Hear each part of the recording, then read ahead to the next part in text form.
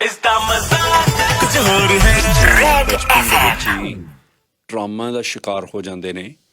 ਉਹਨਾਂ ਦੇ ਜਿਹੜੇ ਕੋਰੇ ਮਨ ਦੇ ਉੱਤੇ ਉਹਨਾਂ ਦੇ ਦਿਲ ਦਿਮਾਗ ਦੇ ਵਿੱਚ ਕੋਈ ਇਹੋ ਜਿਹੀ ਗੱਲ ਬੈਠ ਜਾਂਦੀ ਆ ਜਿਸ ਦਾ ਡਰ, ਜਿਸ ਦਾ ਖੌਫ ਜਾਂ ਉਸ ਦਾ ਬੁਰਾ ਅਸਰ ਜ਼ਿੰਦਗੀ ਭਰ ਉਹਨਾਂ ਦੀ ਸ਼ਖਸੀਅਤ 'ਤੇ ਰਹਿੰਦਾ ਹੈ।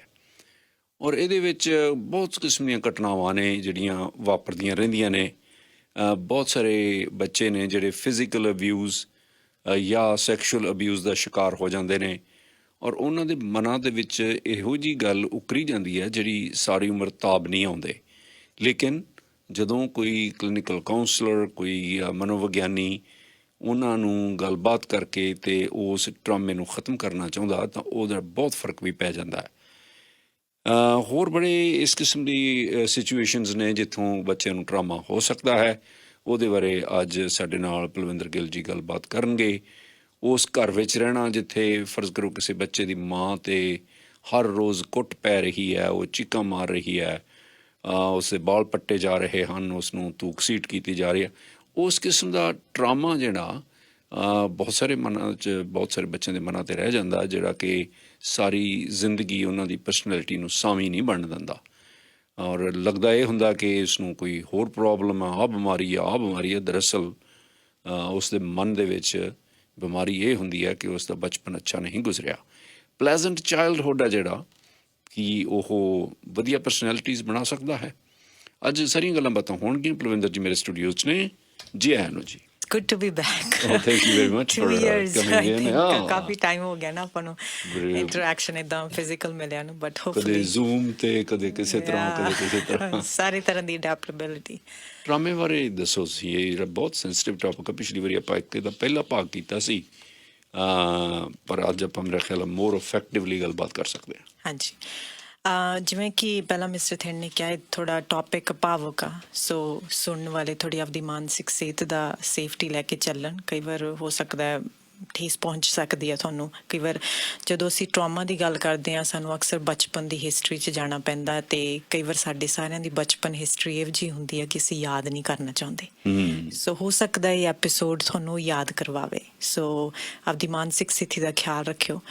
ਹਾਂਜੀ, ਸੋ ਜਿਵੇਂ ਤੁਸੀਂ ਅਕਸਰ ਮਿਸਟਰ ਥਿੰਨ ਆਪਾਂ ਨਾ ਟਰਾਮਾ ਦੀ ਜਦੋਂ ਗੱਲ ਕਰਦੇ ਹਾਂ, ਆਪਾਂ ਐਕਸਟ੍ਰੀਮ ਟਰਾਮਾ ਜਿਵੇਂ ਤੁਸੀਂ ਫਿਜ਼ੀਕਲ ਅਬਿਊਜ਼, ਸੈਕਸ਼ੂਅਲ ਅਬਿਊਜ਼, ਆਪਾਂ ਉਹਦੀ ਗੱਲ ਕਰਦੇ ਹਾਂ। ਪਰ ਆਪਾਂ ਜਦੋਂ ਜਿਹੜਾ ਟਰਾਮਾ ਇੱਕ ਹੋਰ ਵੀ ਤਰੀਕਿਆਂ ਨਾਲ ਕਿੰਨੇ ਅਸੀਂ ਟਰਾਮਾਟਾਈਜ਼ ਹੋ ਸਕਦੇ ਹਾਂ, ਐਂਡ ਸਾਡੇ ਕਲਚਰ ਦੇ ਵਿੱਚ ਅਸੀਂ ਸਾਰੇ ਮੋਸਟ ਪਾਪੂਲੇਸ਼ਨ ਅਸੀਂ ਟਰਾਮਾਟਾਈਜ਼ਡ ਹਾਂ। ਇੱਕ ਕ੍ਰਿਬ ਦੇ ਵਿੱਚ ਪਿਆ ਹੋਇਆ ਬੱਚਾ ਇਹ ਮਹਿਸੂਸ ਕਰ ਲੈਂਦਾ ਕਿ ਇਹ ਦੁਨੀਆ ਸੇਫ ਆ ਕਿ ਅਨਸੇਫ ਆ। ਅੱਛਾ ਜੀ। ਕ੍ਰਿਬ 'ਚ ਪਿਆ ਹੋਇਆ ਬੱਚਾ ਇਹ ਮਹਿਸੂਸ ਕਰ ਸਕਦਾ ਵਾ ਕਿ ਮੇਰੇ ਰੋਣ 'ਤੇ ਕਿੰਨਾ ਕੋਈ ਮੈਨੂੰ ਵਰਾਉਣ ਆਊਗਾ ਕਿ ਨਹੀਂ, ਕਿ ਮੈਨੂੰ ਰੋਂਦਿਆਂ ਨੂੰ ਹੀ ਸੁੱਤੇ ਸੌਣਾ ਪੈਣਾ। ਜਦੋਂ ਮੇਰੀ ਇਸ ਘਰ ਦੇ ਵਿੱਚ ਉਹਦੇ ਲਈ ਜਿਹੜਾ ਘਰ ਆ ਉਹ ਦੁਨੀਆ ਹੀ ਇੱਕ ਹੁੰਦੀ ਆ। ਇਸ ਦੁਨੀਆ ਦੇ ਵਿੱਚ ਇੱਕ ਡਰ ਆ ਜਾਂ ਇੱਕ ਖੁਸ਼ੀ ਆ, ਇਹ ਵੀ ਮਹਿਸੂਸ ਕਰ ਲੈਂਦਾ। ਕ੍ਰਿਬ ਦੇ ਵਿੱਚ ਪਿਆ ਹੋਇਆ ਬੱਚਾ ਮਹਿਸੂਸ ਕਰਦਾ ਵਾ। ਰਾਈਟ। ਐਂਡ ਅਗੇਨ ਮੈਂ ਕਹਿਦਾ ਸਾਡਾ ਇਹ ਐਪੀਸੋਡ ਕਰਨ ਦਾ, ਦੇਖੋ ਮਿਸਟਰ ਥਿੰਨ, ਜਿਹੜੀ ਮੈਂਟਲ ਹੈਲਥ ਹੈ ਨਾ, ਅੱਜ ਅਸੀਂ ਗੱਲਾਂ ਕਰ ਰਹੇ ਹਾਂ, ਇਹ ਇੱਕ ਲਗਜ਼ਰੀ ਆ। ਬਿਕਾਜ਼ ਜੇ ਅਸੀਂ ਥਰਡ ਵਰਲਡ ਕੰਟਰੀ 'ਚ ਜਾਈਏ ਉਹਨਾਂ ਨੂੰ ਕੋਈ ਇੰਟਰਸਟ ਨਹੀਂ ਹੋਊਗਾ ਮੈਂਟਲ ਹੈਲਥ ਦੇ ਵਿੱਚ, ਬਿਕਾਜ਼ ਉਹਨਾਂ ਦੀਆਂ ਮੁੱਢਲੀਆਂ ਲੋੜਾਂ ਨਹੀਂ ਪੂਰੀਆਂ ਹੋ ਰਹੀਆਂ। ਸਰਵਾਈਵਲ ਤਾਂ ਇਹ ਵੀ ਰੋਟੀ ਮਿਲੇਗੀ। ਐਗਜ਼ੈਕਟਲੀ। ਸੋ ਇਵੇਂ ਜੇ ਅਸੀਂ ਆਪਦੇ ਪਿਛਲੇ ਅੱਜ ਟਰਾਮੇ 'ਚ, ਸ਼ਾਇਦ ਤੁਹਾਡਾ ਜਿਹੜਾ ਬਚਪਨ ਤੁਹਾਨੂੰ ਯਾਦ ਆਊਗਾ। ਦੇਖੋ ਅਸੀਂ ਉਸ ਜਨਰੇਸ਼ਨ 'ਚੋਂ ਆਏ ਹਾਂ। ਸਾਡੇ ਲੋਕਾਂ ਨੇ, ਜਿਨ੍ਹਾਂ ਨੇ ਸਾਨੂੰ ਪਾਲਿਆ, ਉਹਨਾਂ ਨੇ 1947, 1984 ਇੱਦਾਂ ਦੇ ਹਾਲਾਤ ਦੇਖੇ ਆ। ਤੁਸੀਂ ਉਹ ਜਿਹੜੇ ਲੋਕ ਤੁਹਾਨੂੰ ਪਾਲ ਰਹੇ ਕਿਵੇਂ ਨਾ ਟਰਾਮਾਟਾਈਜ਼ਡ ਹੋਏ ਹੋਣਗੇ, ਅਤੇ ਉਹਨਾਂ ਲੋਕਾਂ ਨੇ ਸਾਨੂੰ ਪਾਲਿਆ। ਅੱਜ ਅਸੀਂ ਇਹਨਾਂ ਚੀਜ਼ਾਂ ਦੀ ਗੱਲ ਕਰ ਰਹੇ ਹਾਂ, ਅੱਜ ਅਸੀਂ ਇਹਨਾਂ ਚੀਜ਼ਾਂ ਨੂੰ ਐਪਲੀਕੇਬਲ ਕਰ ਸਕਦੇ ਹਾਂ ਕਿਉਂਕਿ ਆਲੇ ਦੁਆਲੇ ਸਾਡੇ ਖਤਰਾ ਨਹੀਂ ਹੈਗਾ। ਜੇ ਅੱਜ ਵੀ ਆਲੇ ਦੁਆਲੇ ਸਾਡੇ ਦੰਗੇ ਹੁੰਦੇ ਹੋਣ ਤਾਂ ਆਪਾਂ ਇਹ ਵਾਲਾ ਟੌਪਿਕ ਨਹੀਂ ਕਰਾਂਗੇ ਰੇਡੀਓ 'ਤੇ। ਐਗਜ਼ੈਕਟਲੀ, ਬਿਕਾਜ਼ ਹੁਣ ਸਾਨੂੰ ਪਤਾ ਕਿ ਸਾਡੇ ਆਲੇ ਦੁਆਲੇ ਸੇਫਟੀ ਆ, ਸਿਕਿਉਰਿਟੀ ਆ। ਐਂਡ ਇਹ ਇਹਨਾਂ ਕੰਟਰੀਆਂ ਦੇ ਵਿੱਚ ਬੈਠ ਕੇ ਹੀ ਅਸੀਂ ਮੈਂਟਲ ਹੈਲਥ ਦੀ ਗੱਲ ਕਰ ਸਕਦੇ ਹਾਂ। ਦੂਸਰੀਆਂ ਥਰਡ ਵਰਲਡ ਕੰਟਰੀਜ਼ ਦੇ ਵਿੱਚ ਅਸੀਂ ਨਹੀਂ ਜਾ ਸਕਦੇ। ਸਰਵਾਈਵਲ ਦੀ ਸਟਰਗਲ, ਉੱਥੇ ਸਰਵਾਈਵਲ ਦੀ ਸਟਰਗਲ ਆ। ਸੋ ਇੱਕ ਲਗਜ਼ਰੀ ਆ। ਜਿੰਨਾ ਚੱਕ ਸਾਡੀ ਬਾਹਰਲੀ ਦੁਨੀਆ ਸੇਫ ਨਹੀਂ ਹੁੰਦੀ, ਸਾਨੂੰ ਅੰਦਰੋਂ ਆਪਦੇ ਜਿਹੜੀਆਂ ਅਨਸੇਫ ਚੀਜ਼ਾਂ ਉਹਨਾਂ ਨੂੰ ਕੱਢਣਾ ਬਹੁਤ ਔਖਾ ਵਾ। ਸੋ ਟਰਾਮਾ ਦੀ ਜਿਵੇਂ ਫੋਰ ਐਗਜ਼ਾਮਪਲ ਮੈਂ ਤੁਹਾਨੂੰ ਇੱਕ ਸਿੰਪਲ ਐਗਜ਼ਾਮਪਲ ਦੇ ਕੇ ਦੇਖਾਂ ਮਿਸਟਰ ਥਿੰਨ, ਜਿਹੜੇ ਸਾਡੇ ਟਰਾਮੇ ਦਾ ਮਤਲਬ ਹੈ ਕਿ ਤੁਹਾਡੇ ਅੰਦਰ ਕੋਈ ਚੀਜ਼ ਇਹੋ ਜਿਹੀ ਹੁੰਦੀ ਬਾਹਰਲੇ ਐਕਸਪੀਰੀਅੰਸਿਸ ਦੇ ਨਾਲ, ਤੇ ਉਹ ਚੀਜ਼ ਤੁਹਾਡੀ ਨਰਵਸ ਸਿਸਟਮ ਤੇ ਇੱਕ ਮੈਮਰੀ ਬਣ ਜਾਂਦੀ ਆ। ਇਹਨੂੰ ਅਸੀਂ ਇੰਪਲਿਸਿਟ ਮੈਮਰੀ ਕਹਿੰਦੇ ਆ। ਸੋ ਫੋਰ ਐਗਜ਼ਾਮਪਲ ਇੱਕ ਬੱਚੇ ਦੀ ਮੈਂ ਤੁਹਾਨੂੰ ਐਗਜ਼ਾਮਪਲ ਦਿੰਦੀ ਆ ਕਿ ਇੱਕ ਛੋਟਾ ਜਿਹਾ ਬੱਚਾ 6 ਸਾਲ ਦਾ ਝੂਠ ਬੋਲਿਆ ਉਹਨੇ, ਤੇ ਉਹਦੇ ਘਰੇ ਬੜੀ ਕੁੱਟ ਪਈ, ਤੇ ਉਹਦੇ ਨਰਵਸ ਸਿਸਟਮ ਨੇ ਮੈਮਰੀ ਸੇਵ ਕਰ ਲਈ, ਐਂਡ ਇਹ ਚੀਜ਼ ਦੁਬਾਰਾ ਉਹਦੇ ਨਾਲ ਹੋਈ, ਤੇ ਉਹਦੇ ਨਰਵਸ ਸਿਸਟਮ ਨੇ ਇਹ ਸੇਵ ਕਰ ਲਈ ਮੈਮਰੀ ਵੀ ਜਦੋਂ ਵੀ ਮੈਂ ਸੱਚ ਬੋਲਦਾ ਤੇ ਮੈਂ ਫੜਿਆ ਜਾਂਦਾ ਤੇ ਮੇਰੇ ਕੁੱਟ ਪੈਂਦੀ ਆ। ਤੇ ਫਿਰ ਆਪਦੇ ਆਪ ਨੂੰ ਬਚਾਉਣ ਦਾ ਕੀ ਤਰੀਕਾ ਬੱਚਾ ਲੱਭਦਾ? ਝੂਠ ਬੋਲਣ ਲੱਗ ਜਾਏਗਾ, ਝੂਠ ਬੋਲਣ ਲੱਗ ਜਾਏਗਾ। ਪਰ ਅੱਜ ਉਹੀ ਬੱਚਾ 40 ਸਾਲ ਦਾ ਫਿਰ ਵੀ ਝੂਠ ਬੋਲ ਰਿਹਾ, ਕਿਉਂਕਿ ਨਰਵਸ ਸਿਸਟਮ ਦੇ ਵਿੱਚ ਜਿਹੜੀ ਮੈਮਰੀ ਪਈ ਵੀ ਆ ਉਹਨੂੰ ਉਹ ਉਹਦੇ ਅੰਦਰ ਫੰਕਸ਼ਨ ਕਰ ਰਹੀ, ਉਹਨੂੰ ਪਤਾ ਵੀ ਨਹੀਂ। ਸ਼ਾਇਦ ਅੱਜ ਅਸੀਂ ਉਹਨੂੰ ਬੁਲਾ ਕੇ ਪੁੱਛਾਂਗੇ ਕਿ ਪਹਿਲੀ ਵਾਰ ਤੇਰੇ ਕੁੱਟ ਕਦੋਂ ਪਈ ਸੀ ਝੂਠ ਬੋਲਣ ਤੇ, ਉਹਨੂੰ ਯਾਦ ਨਹੀਂ ਹੋਊਗਾ, ਉਹ ਰੀਕਾਲ ਨਹੀਂ ਕਰ ਸਕੂਗਾ, ਕਿਉਂਕਿ ਇੰਪਲਿਸਿਟ ਮੈਮਰੀ ਦਾ ਮਤਲਬ ਹੈ ਅਨਕੌਂਸ਼ੀਅਸ ਮੈਮਰੀ ਬਣ ਗਈ ਆ ਤੁਹਾਡੀ DNA ਦੇ ਵਿੱਚ, ਤੁਹਾਡੇ ਅੰਦਰ ਬੋਲਿਆ ਨਹੀਂ ਤੇ ਕੁੱਟ ਪਈ ਨਹੀਂ। ਇਹ ਤੁਹਾਡੇ ਨਰਵਸ ਸਿਸਟਮ ਨੂੰ ਪਤਾ, ਸ਼ਾਇਦ ਤੁਸੀਂ ਸਾਨੂੰ ਬੋਲ ਕੇ ਨਾ ਦੱਸ ਸਕੋ, ਕਿਉਂਕਿ ਨਰਵਸ ਸਿਸਟਮ ਇੱਕ ਬੱਚਾ ਜੇ ਸਾਲ ਦਾ ਵੀ ਆ, ਜੇ ਮਹੀਨਿਆਂ ਦਾ ਵੀ ਆ, ਉਹਦੇ ਨਰਵਸ ਸਿਸਟਮ ਨੂੰ ਪਤਾ ਵੀ ਉਹ ਡਰਿਆ ਪਿਆ। ਐਂਡ ਹੋ ਸਕਦਾ 20 ਸਾਲ ਦਾ ਹੋ ਕੇ ਉਹ ਤੁਹਾਨੂੰ ਦੱਸ ਵੀ ਨਾ ਸਕੇ ਵੀ ਘਰ ਦੇ ਵਿੱਚ ਕੀ ਇਹੋ ਜਿਹਾ ਹੁੰਦਾ ਸੀ ਜਿਹੜਾ ਮੈਨੂੰ ਡਰਾਉਂਦਾ ਸੀ, ਪਰ ਉਹਦੇ ਨਰਵਸ ਸਿਸਟਮ ਦੇ ਵਿੱਚ ਉਹ ਐਡ ਹੋਈ ਵੀ ਹੈ ਮੈਮਰੀ। ਐਂਡ ਜਿਹੜੀ ਨਰਵਸ ਸਿਸਟਮ ਦੇ ਵਿੱਚ ਐਡ ਹੋਈ ਵੀ ਹੈ ਮੈਮਰੀ, ਉਹ ਤੁਹਾਡੇ ਨਰਵਸ ਸਿਸਟਮ ਨੂੰ ਜਾਂ ਤਾਂ ਓਵਰ ਐਕਟੀਵੇਟ ਕਰ ਦਿੰਦੀ ਆ ਜਾਂ ਉਹ ਅੰਡਰ ਐਕਟੀਵੇਟ ਕਰ ਦਿੰਦੀ ਆ। ਫੋਰ ਐਗਜ਼ਾਮਪਲ ਇੱਕ ਮਦਰ ਆ, ਬੱਚਾ ਸਕੂਲ ਤੋਂ ਉਹ ਸਕੂਲ ਛੱਡਣ ਜਾ ਰਹੀ ਸੀ ਤੇ ਬੱਚਾ ਰੂਮ 'ਚ ਨਹੀਂ ਸੀ ਵੜ ਰਿਹਾ, ਤੇ ਮਦਰ ਦਾ ਕੀ ਹੋ ਜਾਂਦਾ, ਡਿਸਰੈਗੂਲੇਟ ਹੋ ਜਾਂਦੀ ਹੈ ਨਾ। ਉਹ ਹੈ ਤਾਂ ਸੀ ਇੰਸੀਡੈਂਟ ਤੋਂ ਬੜਾ ਵੱਡਾ ਨਹੀਂਗਾ, ਪਰ ਉੱਥੇ ਜਿਉਣ ਮਰਨ ਦਾ ਸਵਾਲ ਬਣ ਜਾਂਦਾ ਵਾ ਅੰਦਰ, ਜਦੋਂ ਅਸੀਂ ਮਾਨਸਿਕ ਦਿਸ਼ਾ ਵੇਖੀਏ ਉਸ ਮਾਂ ਦੀ, ਕਿਉਂਕਿ ਉਹ ਓਵਰ ਐਕਟਿਵ ਨਰਵਸ ਸਿਸਟਮ ਆ, ਅਨਰੈਗੂਲੇਟਡ ਨਰਵਸ ਸਿਸਟਮ ਆ। ਕਿਉਂਕਿ ਜਦੋਂ ਸਾਡਾ ਇੱਕ ਬਚਪਨ ਦੇ ਵਿੱਚ ਪ੍ਰੋਪਰਲੀ ਨਰਵਸ ਸਿਸਟਮ ਡਿਵੈਲਪ ਨਹੀਂ ਹੁੰਦਾ, ਜਾਂ ਤਾਂ ਉਹ ਅੰਡਰ ਐਕਟਿਵ ਹੁੰਦਾ ਜਾਂ ਓਵਰ ਐਕਟਿਵ। ਜਿਵੇਂ ਤੁਸੀਂ ਕਿਹਾ ਫੋਰ ਐਗਜ਼ਾਮਪਲ, ਜਿਵੇਂ ਆਪਾਂ ਪਿਛਲੀ ਵਾਰ ਇੱਕ ਐਗਜ਼ਾਮਪਲ ਦਿੱਤੀ ਸੀ ਨਾ ਸਵਿਮਿੰਗ ਦੀ, ਤਿੰਨਾਂ ਚੋਂ ਕਿਸੇ ਨੂੰ ਸਵਿਮਿੰਗ ਨਹੀਂ ਆਉਂਦੀ। ਇੱਕ ਦਾ ਤਾਂ ਓਵਰ ਐਕਟਿਵ ਹੋਇਆ ਹੋਇਆ ਕਿ ਉਹਦੇ ਕੋਲੇ ਗਾਰਡਸ ਵੀ ਆ, ਉਹਦੇ ਕੋਲ ਲਾਈਫ ਜੈਕਟ ਵੀ, ਉਹ ਤਾਂ ਵੀ ਨਹੀਂ ਅੰਦਰ ਪਾਣੀ 'ਚ ਵੜਿਆ, ਕਿਉਂਕਿ ਐਕਟਿਵ ਬਹੁਤ ਉਹਦਾ ਨਰਵਸ ਸਿਸਟਮ। ਤੇ ਇੱਕ ਆ ਜਿਹੜਾ ਉਹ ਬਿਨਾਂ ਕੁਛ, ਉਹਨੂੰ ਥ੍ਰੈਟ ਵੀ ਨਹੀਂ ਦਿਖ ਰਹੀ ਕਿ ਮੈਨੂੰ ਤੈਰਨਾ ਨਹੀਂ ਆਉਂਦਾ, ਤੇ ਉਹ ਬਿਨਾਂ ਹੀ ਜੈਕਟ ਤੋਂ, ਬਿਨਾਂ ਟ੍ਰੇਨਰ ਤੋਂ ਪਾਣੀ 'ਚ ਕੁੱਦ ਗਿਆ, ਉਹਦਾ ਅੰਡਰ ਐਕਟਿਵ ਆ। ਉਹ ਵੀ ਧੋਖਾ, ਓਬਵੀਅਸਲੀ ਉਹ ਵੀ, ਜਿਵੇਂ ਤੁਸੀਂ ਆਪਾਂ ਵੇਖਦੇ ਹਾਂ ਕਈ ਵਾਰ ਨਿਊਜ਼ਾਂ ਦੇ ਵਿੱਚ ਲੋਕੀ ਪਾਣੀ 'ਚ ਜੰਪ ਕਰ ਜਾਂਦੇ ਬਿਨਾਂ ਸੋਚੇ ਵੀ ਮੈਨੂੰ ਤੈਰਨਾ ਨਹੀਂ ਆਉਂਦਾ ਇੱਥੇ, ਕਿਉਂਕਿ ਨਰਵਸ ਸਿਸਟਮ ਸਹੀ ਨਹੀਂ ਵਰਕ ਕਰ ਰਿਹਾ ਉੱਥੇ।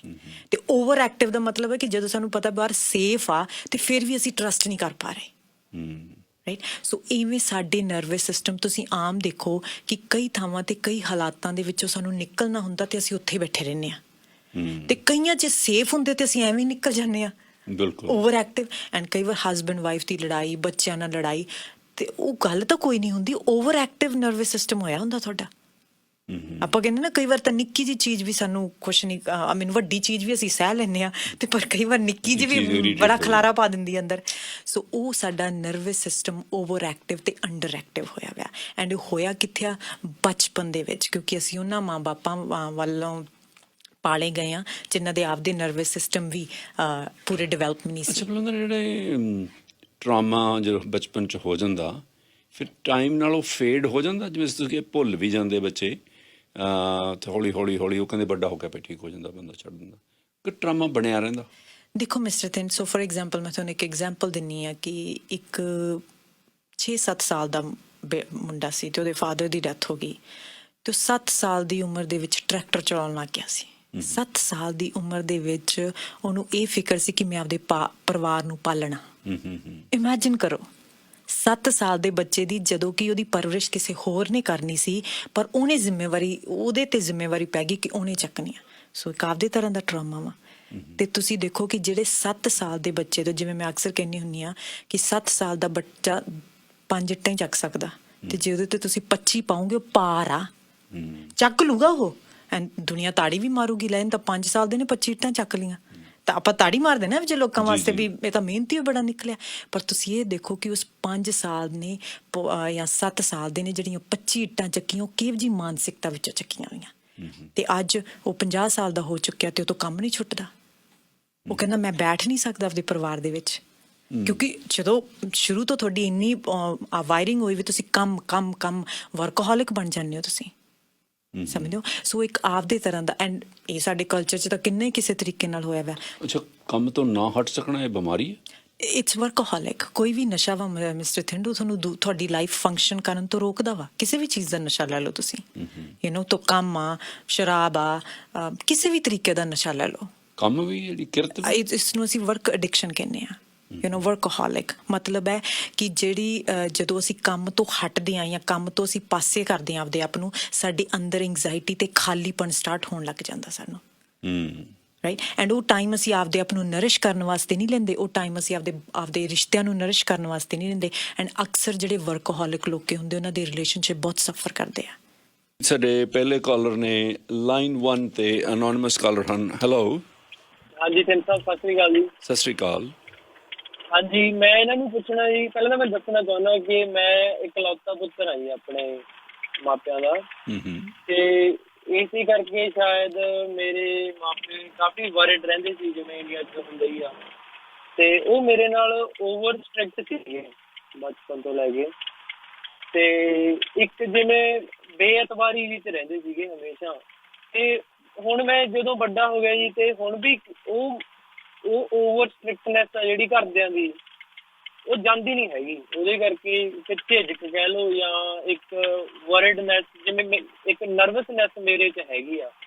ਪਰ ਜਿਵੇਂ ਮੈਂ ਵੱਡਾ ਹੋਇਆ ਜੀ, ਮੈਨੂੰ ਪਤਾ ਲੱਗਿਆ ਕਿ ਮੇਰੇ ਦਾਦਾ ਜੀ ਵੀ ਮੇਰੇ ਫਾਦਰ ਸਾਹਿਬ ਨਾਲ ਸਟ੍ਰਿਕਟ ਸੀਗੇ, ਤੇ ਉਹ ਇੱਕ ਤਾਂ ਮਤਲਬ ਵੀ ਇਹ ਨਰਵਸਨੈਸ ਕਿਵੇਂ ਦੂਰ ਕਰੀ ਜਾ ਸਕਦੀ ਆ, ਤੇ ਇੱਕ ਅੱਗੇ ਮੈਂ ਜਦੋਂ ਹੁਣ ਆਪਣੀ ਫੈਮਿਲੀ ਚਲਾਉਣੀ ਆ, ਮੈਂ ਇਹ ਚੇਨ ਨੂੰ ਕਿਵੇਂ ਤੋੜਾਂ, ਕਿਵੇਂ ਮਤਲਬ ਅਸੀਂ ਘਰ ਦੇ ਵਿੱਚ ਮਾਹੌਲ ਬਣਾਈਏ ਕਿ ਨਾ ਨਰਵਸਨੈਸ ਹੋਵੇ ਤੇ ਨਾ ਹੀ ਸਟ੍ਰਿਕਟਨੈਸ ਹੋਵੇ। ਮੈਂ ਇਹ ਜਾਣਨਾ ਚਾਹੁੰਦਾ ਜੀ। ਥੈਂਕ ਯੂ ਵੀਰ। ਹਾਂਜੀ ਇਕੱਲੇ ਚਾਈਲਡ ਸੀਗੇ, ਐਂਡ ਜਿਹੜੇ ਕਲਚਰ 'ਚ ਅਸੀਂ ਆਉਂਦੇ ਹੋ ਤਾਂ ਪਤਾ ਵੀ ਜਦੋਂ ਤੁਹਾਡੇ ਕੋਲ ਬੱਚਾ ਇੱਕ ਹੋਵੇ ਤਾਂ ਤੁਸੀਂ ਬਹੁਤ ਓਵਰ ਪ੍ਰੋਟੈਕਸ਼ਨ ਦੇ ਵਿੱਚ ਚਲੇ ਜਾਂਦੇ ਹੋ, ਐਂਡ ਨਰਵਸਨੈਸ ਐਂਡ ਮੋਡ ਦੇ ਵਿੱਚ ਚਲੇ ਜਾਂਦੇ ਹੋ। ਤੁਸੀਂ ਬੱਚੇ ਨੂੰ ਹਰ ਚੀਜ਼ ਤੋਂ ਪ੍ਰੋਟੈਕਟ ਕਰਨ ਦੀ ਕੋਸ਼ਿਸ਼ ਕਰਦੇ ਹੋ, ਪਰ ਉਹਦੇ ਨਾਲ ਰਿਸ਼ਤਾ ਤੁਹਾਡਾ ਡਿਸਫੰਕਸ਼ਨਲ ਹੋ ਜਾਂਦਾ ਵਾ। ਸੋ ਜਿੰਨਾ ਕੁ ਮੈਨੂੰ ਲੱਗਦਾ ਤੁਹਾਡੀ ਇੰਟੈਂਸਿਟੀ ਟਰਾਮੇ ਦੀ ਓਬਵੀਅਸਲੀ ਡਿਫਰੈਂਟ ਹੋ ਸਕਦੀ ਹੈ ਡਿਪੈਂਡਿੰਗ ਔਨ ਕਿੰਨਾ ਕੁ ਤੁਸੀਂ ਐਕਸਪੀਰੀਅੰਸ ਕੀਤਾ ਵਾ। ਫਰਸਟ ਕੰਮ ਤਾਂ ਹੀ ਮੈਂ ਕਹਿੰਦੀ ਹੁੰਦੀ ਹਾਂ ਕਿ ਥੈਰੇਪੀ, ਕਾਉਂਸਲਿੰਗ। ਪਰ ਕਾਉਂਸਲਿੰਗ ਦਾ ਮਤਲਬ ਹੈ ਕਿ ਇਕੱਲੀ ਕਾਉਂਸਲਿੰਗ ਹੀ, ਮੈਂ ਕਾਉਂਸਲਰ ਹਾਂ, ਮੈਂ ਕਾਉਂਸਲਿੰਗ ਦੀ ਐਡਵੋਕੇਟ ਕਰਦੀ ਹਾਂ, ਪਰ ਮੈਂ ਉਹਦੇ ਨਾਲ ਇਹ ਵੀ ਕਹਿੰਦੀ ਹਾਂ ਕਿ ਕਾਉਂਸਲਿੰਗ ਇੱਕ ਹਿੱਸਾ ਵਾ, ਪਰ ਦੂਸਰਾ ਹਿੱਸਾ ਵਾ ਕਿ ਸਾਨੂੰ ਇੱਕ ਰੀਅਲ ਜ਼ਿੰਦਗੀ ਦੇ ਵਿੱਚ ਵੀ ਇੱਕ ਇਹੋ ਜਿਹਾ ਰਿਸ਼ਤਾ ਮਿਲੇ। ਸੋ ਬੇਸਿਕਲੀ ਜੇ ਇਹਨਾਂ ਦੀ ਲਾਈਫ 'ਚ ਕੋਈ ਇਹੋ ਜਿਹਾ ਰਿਸ਼ਤਾ ਵਾ, ਜੇ ਜਿਹਨਾਂ ਦੀ ਵਾਈਫ ਵੀ ਇਹਨਾਂ ਨੂੰ ਐ ਫੀਲ ਹੁੰਦਾ ਵੀ ਉਹ ਓਵਰ ਪ੍ਰੋਟੈਕਟ ਕਰਦੀ ਆ, ਕਈ ਵਾਰ ਸਾਨੂੰ ਜਿਹੜੀਆਂ ਚੀਜ਼ਾਂ ਅਸੀਂ ਪਿੱਛੋਂ ਸੁਣਦੇ ਹਾਂ ਨਾ, ਅਸੀਂ ਦੂਜਿਆਂ ਤੇ ਪ੍ਰੋਜੈਕਟ ਕਰਨ ਲੱਗ ਜਾਂਦੇ ਹਾਂ। ਸੋ ਬੇਸਿਕਲੀ ਇੱਕ ਬਾਹਰ ਵੀ ਤੁਸੀਂ ਇੱਕ ਇਹੋ ਜਿਹਾ ਰਿਸ਼ਤਾ ਲੱਭਣਾ ਜਿਸ ਰਿਸ਼ਤੇ ਵਿੱਚ ਕੰਪੈਸ਼ਨ ਤੇ ਐਂਪਥੀ ਤੋਂ ਤੁਹਾਡੀ ਨਰਵਸਨੈਸ ਨੂੰ ਸਮਝ ਸਕੇ, ਐਂਡ ਉਹ ਨਰਵਸਨੈਸ ਨੂੰ ਤੁਹਾਡੀ ਨੂੰ ਸਮਝ ਕੇ ਤੁਹਾਡੇ ਨਾਲ ਐਂਪਥੈਟਿਕ ਤੇ ਕੰਪੈਸ਼ਨੇਟ ਹੋ ਸਕੇ। ਤੁਸੀਂ ਕੀ ਉਹਨਾਂ ਨੂੰ ਇਹ ਨਿਸ਼ਚਿਤ ਕਰ ਰਹੇ ਹੋ ਕਿ ਉਹ ਬਾਹਰਲਾ ਰਿਸ਼ਤਾ ਲੱਭਣ ਜਿੱਥੇ ਸੋ ਬੇਸਿਕਲੀ ਕੋਈ ਵੀ ਰਿਸ਼ਤਾ ਉਹ ਕਿੱਦਾਂ ਵੀ ਹੋ ਸਕਦਾ। ਫਸਟ ਆਫ ਆਲ ਤਾਂ ਜੇ ਉਹਨਾਂ ਦੇ ਪੇਰੈਂਟਸ ਉਹਨਾਂ ਨਾਲ ਅਗਰੀ ਹੈ ਤਾਂ ਇੱਕ ਕਾਉਂਸਲਿੰਗ ਸੈਸ਼ਨ ਇੱਕ ਪੇਰੈਂਟ ਤੇ ਇੱਕ ਚਾਈਲਡ ਦਾ ਉਹਨਾਂ ਦਾ ਹੋ ਸਕਦਾ ਵਾ, ਜਿਹਦੇ ਨਾਲ ਉਹਨਾਂ ਦੀ ਕਾਫੀ ਹੈਲਪ ਹੋਊਗੀ, ਕਿਉਂਕਿ ਰਿਸ਼ਤਾ ਡਿਸਫੰਕਸ਼ਨਲ ਆ ਉੱਥੇ, ਰਾਈਟ। ਐਂਡ ਜੇ ਉਸ ਤੋਂ ਬਾਅਦ ਮੈਂ ਜੇ ਉਹ ਆਪਦੀ ਕਾਉਂਸਲਿੰਗ ਦਾ ਟਰਾਮਾ ਥੋੜ੍ਹਾ ਕਾਉਂਸਲਿੰਗ ਉਹਨਾਂ ਨੂੰ ਲੈਣੀ ਪੈਣੀ ਆ, ਉਹਦੇ ਥਰੂ ਦੂਰ ਹੋਊਗਾ, ਪਰ ਉਹਦੇ ਨਾਲ ਇੱਕ ਰਿਸ਼ਤਾ ਉਹਨਾਂ ਦੀ ਲਾਈਫ ਦੇ ਵਿੱਚ ਇੱਦਾਂ ਦਾ ਹੋਣਾ ਚਾਹੀਦਾ ਜਿਹੜਾ ਇੱਕ ਫੰਕਸ਼ਨਲ ਰਿਸ਼ਤਾ ਹੋਵੇ, ਜਿੱਥੇ ਉਹਨਾਂ ਨੂੰ ਇਹ ਮਹਿਸੂਸ ਹੋਵੇ ਕਿ ਉਹਨਾਂ ਨੂੰ ਆਜ਼ਾਦੀ ਮਿਲ ਰਹੀ ਹੈ, ਪਰ ਉਹਨਾਂ ਨੂੰ ਪ੍ਰੋਟੈਕਟ ਕਰਨ ਦੀ ਬਾਰ-ਬਾਰ ਕੋਈ ਕੋਸ਼ਿਸ਼ ਨਹੀਂ ਕਰ ਰਿਹਾ, ਹੈ ਨਾ। ਐਂਡ ਜਦੋਂ ਉਹ ਰਿਸ਼ਤਾ ਜ਼ਿਆਦਾ ਉਸ ਰਿਸ਼ਤੇ ਦੇ ਵਿੱਚ ਰਹਿਣਗੇ ਤਾਂ ਉਹਨਾਂ ਦੀ ਮਾਨਸਿਕ ਸਥਿਤੀ ਬਦਲਣ ਲੱਗ ਜੂਗੀ। ਫੋਰ ਐਗਜ਼ਾਮਪਲ ਜਿਵੇਂ ਆਪਾਂ ਇੱਕ ਬੱਚੇ ਦੀ ਆਪਾਂ ਗੱਲ ਕੀਤੀ ਕਿ ਝੂਠ ਬੋਲ ਕੇ ਉਹ ਜੇ ਇਨਸਾਨ ਕੋਲੇ ਸੱਚ ਬੋਲੇ ਤੇ ਜਿੱਥੇ ਉਹ ਸੇਫ ਫੀਲ ਕਰਦਾ ਵਾ। ਸਾਡੇ ਅਗਲੇ ਕਾਲਰ ਨੇ ਲਾਈਨ 2। ਹੈਲੋ ਹੈਰੀ ਜੀ। ਹਾਂਜੀ ਹਾਂਜੀ ਜਨ ਸਾਹਿਬ ਸਤਿ ਸ਼੍ਰੀ ਅਕਾਲ। ਡਾਕਟਰ ਪਲਵਿੰਦਰ ਸਤਿ ਸ਼੍ਰੀ ਅਕਾਲ ਜੀ। ਸਤਿ ਸ਼੍ਰੀ ਅਕਾਲ ਜੀ। ਸਤਿ ਸ਼੍ਰੀ ਅਕਾਲ ਜੀ। ਸਤਿ ਸ਼੍ਰੀ ਅਕਾਲ। ਬਹੁਤ ਵਧੀਆ ਸ਼ੋਅ ਹੁੰਦਾ ਜੀ ਤੁਹਾਡਾ, ਬਹੁਤ ਇਨਫੋਰਮੇਟਿਵ ਹੁੰਦਾ। ਓਕੇ, ਮੈਂ ਤੁਹਾਨੂੰ ਇੱਕ ਕੁਐਸਚਨ ਇਹ ਪੁੱਛਣਾ ਸੀ। ਫੋਰ ਐਗਜ਼ਾਮਪਲ ਆਪਾਂ ਦੋ ਸਿਚੁਏਸ਼ਨਸ ਲੈ ਲਈਏ। ਦੋ ਸਿਚੁਏਸ਼ਨਸ ਦੇ ਵਿੱਚ ਇੱਕ ਫੈਮਿਲੀ ਦੇ ਵਿੱਚ ਬਹੁਤ ਵਧੀਆ ਮਾਹੌਲ ਆ ਤੇ ਬੱਚਾ ਉਸ ਪਰਿਵਾਰ ਦੇ ਵਿੱਚ ਬਹੁਤ ਵਧੀਆ ਪਿਆਰ ਨਾਲ ਤੇ ਇੱਕ ਨਿੱਘੇ ਮਾਹੌਲ ਦੇ ਵਿੱਚ ਪਲ ਰਿਹਾ। ਦੂਸਰੀ ਸਾਈਡ ਤੇ ਇੱਕ ਫੈਮਿਲੀ ਹੈ ਜਿਹਦੇ ਵਿੱਚ ਬਹੁਤ ਅਬਿਊਸਿਵ ਆ, ਡੋਮੈਸਟਿਕ ਵਾਇਲੈਂਸ ਆ, ਅਲਕੋਹਲ ਆ, ਉਹ ਇੱਕ ਬੱਚਾ ਪਲ ਰਿਹਾ ਜੀ। ਜਦੋਂ ਦੋਨੇ ਬੱਚੇ ਆਪਣੇ 25-30 ਸਾਲ ਦੇ ਵਿੱਚ ਜਾਂਦੇ ਆ, 35 ਸਾਲ ਦੇ ਵਿੱਚ ਜਾਂਦੇ ਆ, ਜ਼ਿਆਦਾ ਸਟਰੋਂਗ ਪਰਸਨੈਲਿਟੀ ਕਿਹਦੀ ਬਣ ਸਕਦੀ ਆ? ਕਿਉਂਕਿ ਇੱਕ ਫਲਸਫਾ ਇਹ ਵੀ ਆ, ਜੇ ਆਪਾਂ ਗੁਰੂ ਗ੍ਰੰਥ ਸਾਹਿਬ ਦੀ ਗੱਲ ਕਰੀਏ ਤਾਂ ਦੁੱਖ ਦਾਰੂ ਸੁੱਖ ਰੋਗ ਪਿਆ, ਕਈ ਵਾਰੀ ਤੁਹਾਨੂੰ ਦੁੱਖ ਇੰਨਾ ਸਟਰੋਂਗ ਬਣਾ ਦਿੰਦੇ ਨੇ ਵੀ ਤੁਸੀਂ ਸੁੱਖ ਨਾਲ ਉਹਨੇ ਸਟਰੋਂਗ ਨਹੀਂ ਬਣਦੇ। ਦੂਸਰੇ ਪਾਸੇ ਇੱਕ ਵਾਰੀ ਆਪਾਂ ਤਿੰਨ ਸਾਹਿਬ ਤੁਹਾਨੂੰ ਯਾਦ ਹੋਣਾ ਤੁਸੀਂ ਪ੍ਰੋਗਰਾਮ ਕੀਤਾ ਸੀ ਵੀ ਬੰਦਾ ਕਈ ਵਾਰੀ ਘੋੜੇ ਤੋਂ ਡਿੱਗਦਾ ਬਾਰ-ਬਾਰ, ਚੜ੍ਹਦਾ ਫਿਰ ਚੜ੍ਹਦਾ, ਉਹ ਇੰਨਾ ਸਟਰੋਂਗ ਹੋ ਜਾਂਦਾ ਬਜਾਏ ਕਿ ਉਸ ਪਰਸਨ ਦੇ ਜਿਹੜਾ ਕਦੇ ਘੋੜੇ ਤੇ ਚੜ੍ਹੇ ਨਹੀਂ ਤੇ ਉਹ ਇੱਕ ਵਾਰੀ ਡਿੱਗਿਆ ਤੇ ਉਹ ਫਿਰ ਸਾਰੀ ਉਮਰ ਉੱਠਦਾ ਨਹੀਂ। ਬਿਲਕੁਲ। ਇਹਨਾਂ ਦੋਨਾਂ ਬੱਚਿਆਂ ਦੇ ਵਿੱਚੋਂ ਜ਼ਿਆਦਾ ਸਟਰੋਂਗ ਪਰਸਨੈਲਿਟੀ ਕਿਹੜੇ ਬੱਚੇ ਦੀ ਬਣ ਸਕਦੀ ਹੈ? ਦੱਸੋ ਜੀ। ਹਾਂਜੀ, ਸੋ ਦੇਖੋ ਜ਼ਿਆਦਾ ਜਿਹੜਾ ਟਰਾਮਾ ਨਾ ਉਹ ਤੁਹਾਡੇ ਇਮਿਊਨ ਸਿਸਟਮ, ਮਾਨਸਿਕ ਇਮਿਊਨ ਸਿਸਟਮ ਨੂੰ ਕਮਜ਼ੋਰ ਕਰਦਾ, ਜਿਹੜਾ ਬਚਪਨ ਦਾ ਟਰਾਮਾ। ਸੋ ਫੋਰ ਐਗਜ਼ਾਮਪਲ ਜੇ ਤੁਸੀਂ ਇਸ ਹਿਸਾਬ ਨਾਲ ਚੱਲੋ, ਜਿਸ ਬੱਚੇ ਦੇ parent emotionally available C, and ਇਹ ਕਈ ਵਾਰ ਬਾਹਰੋਂ ਸਾਨੂੰ ਦਿਖਦਾ ਨਹੀਂ ਹੁੰਦਾ ਗਾ, ਕਈ ਵਾਰ ਬਾਹਰੋਂ ਸਾਨੂੰ ਫੈਮਲੀਜ਼ ਬਹੁਤ ਵਧੀਆ ਦਿਖਦੀਆਂ ਹੁੰਦੀਆਂ ਗੀਆਂ।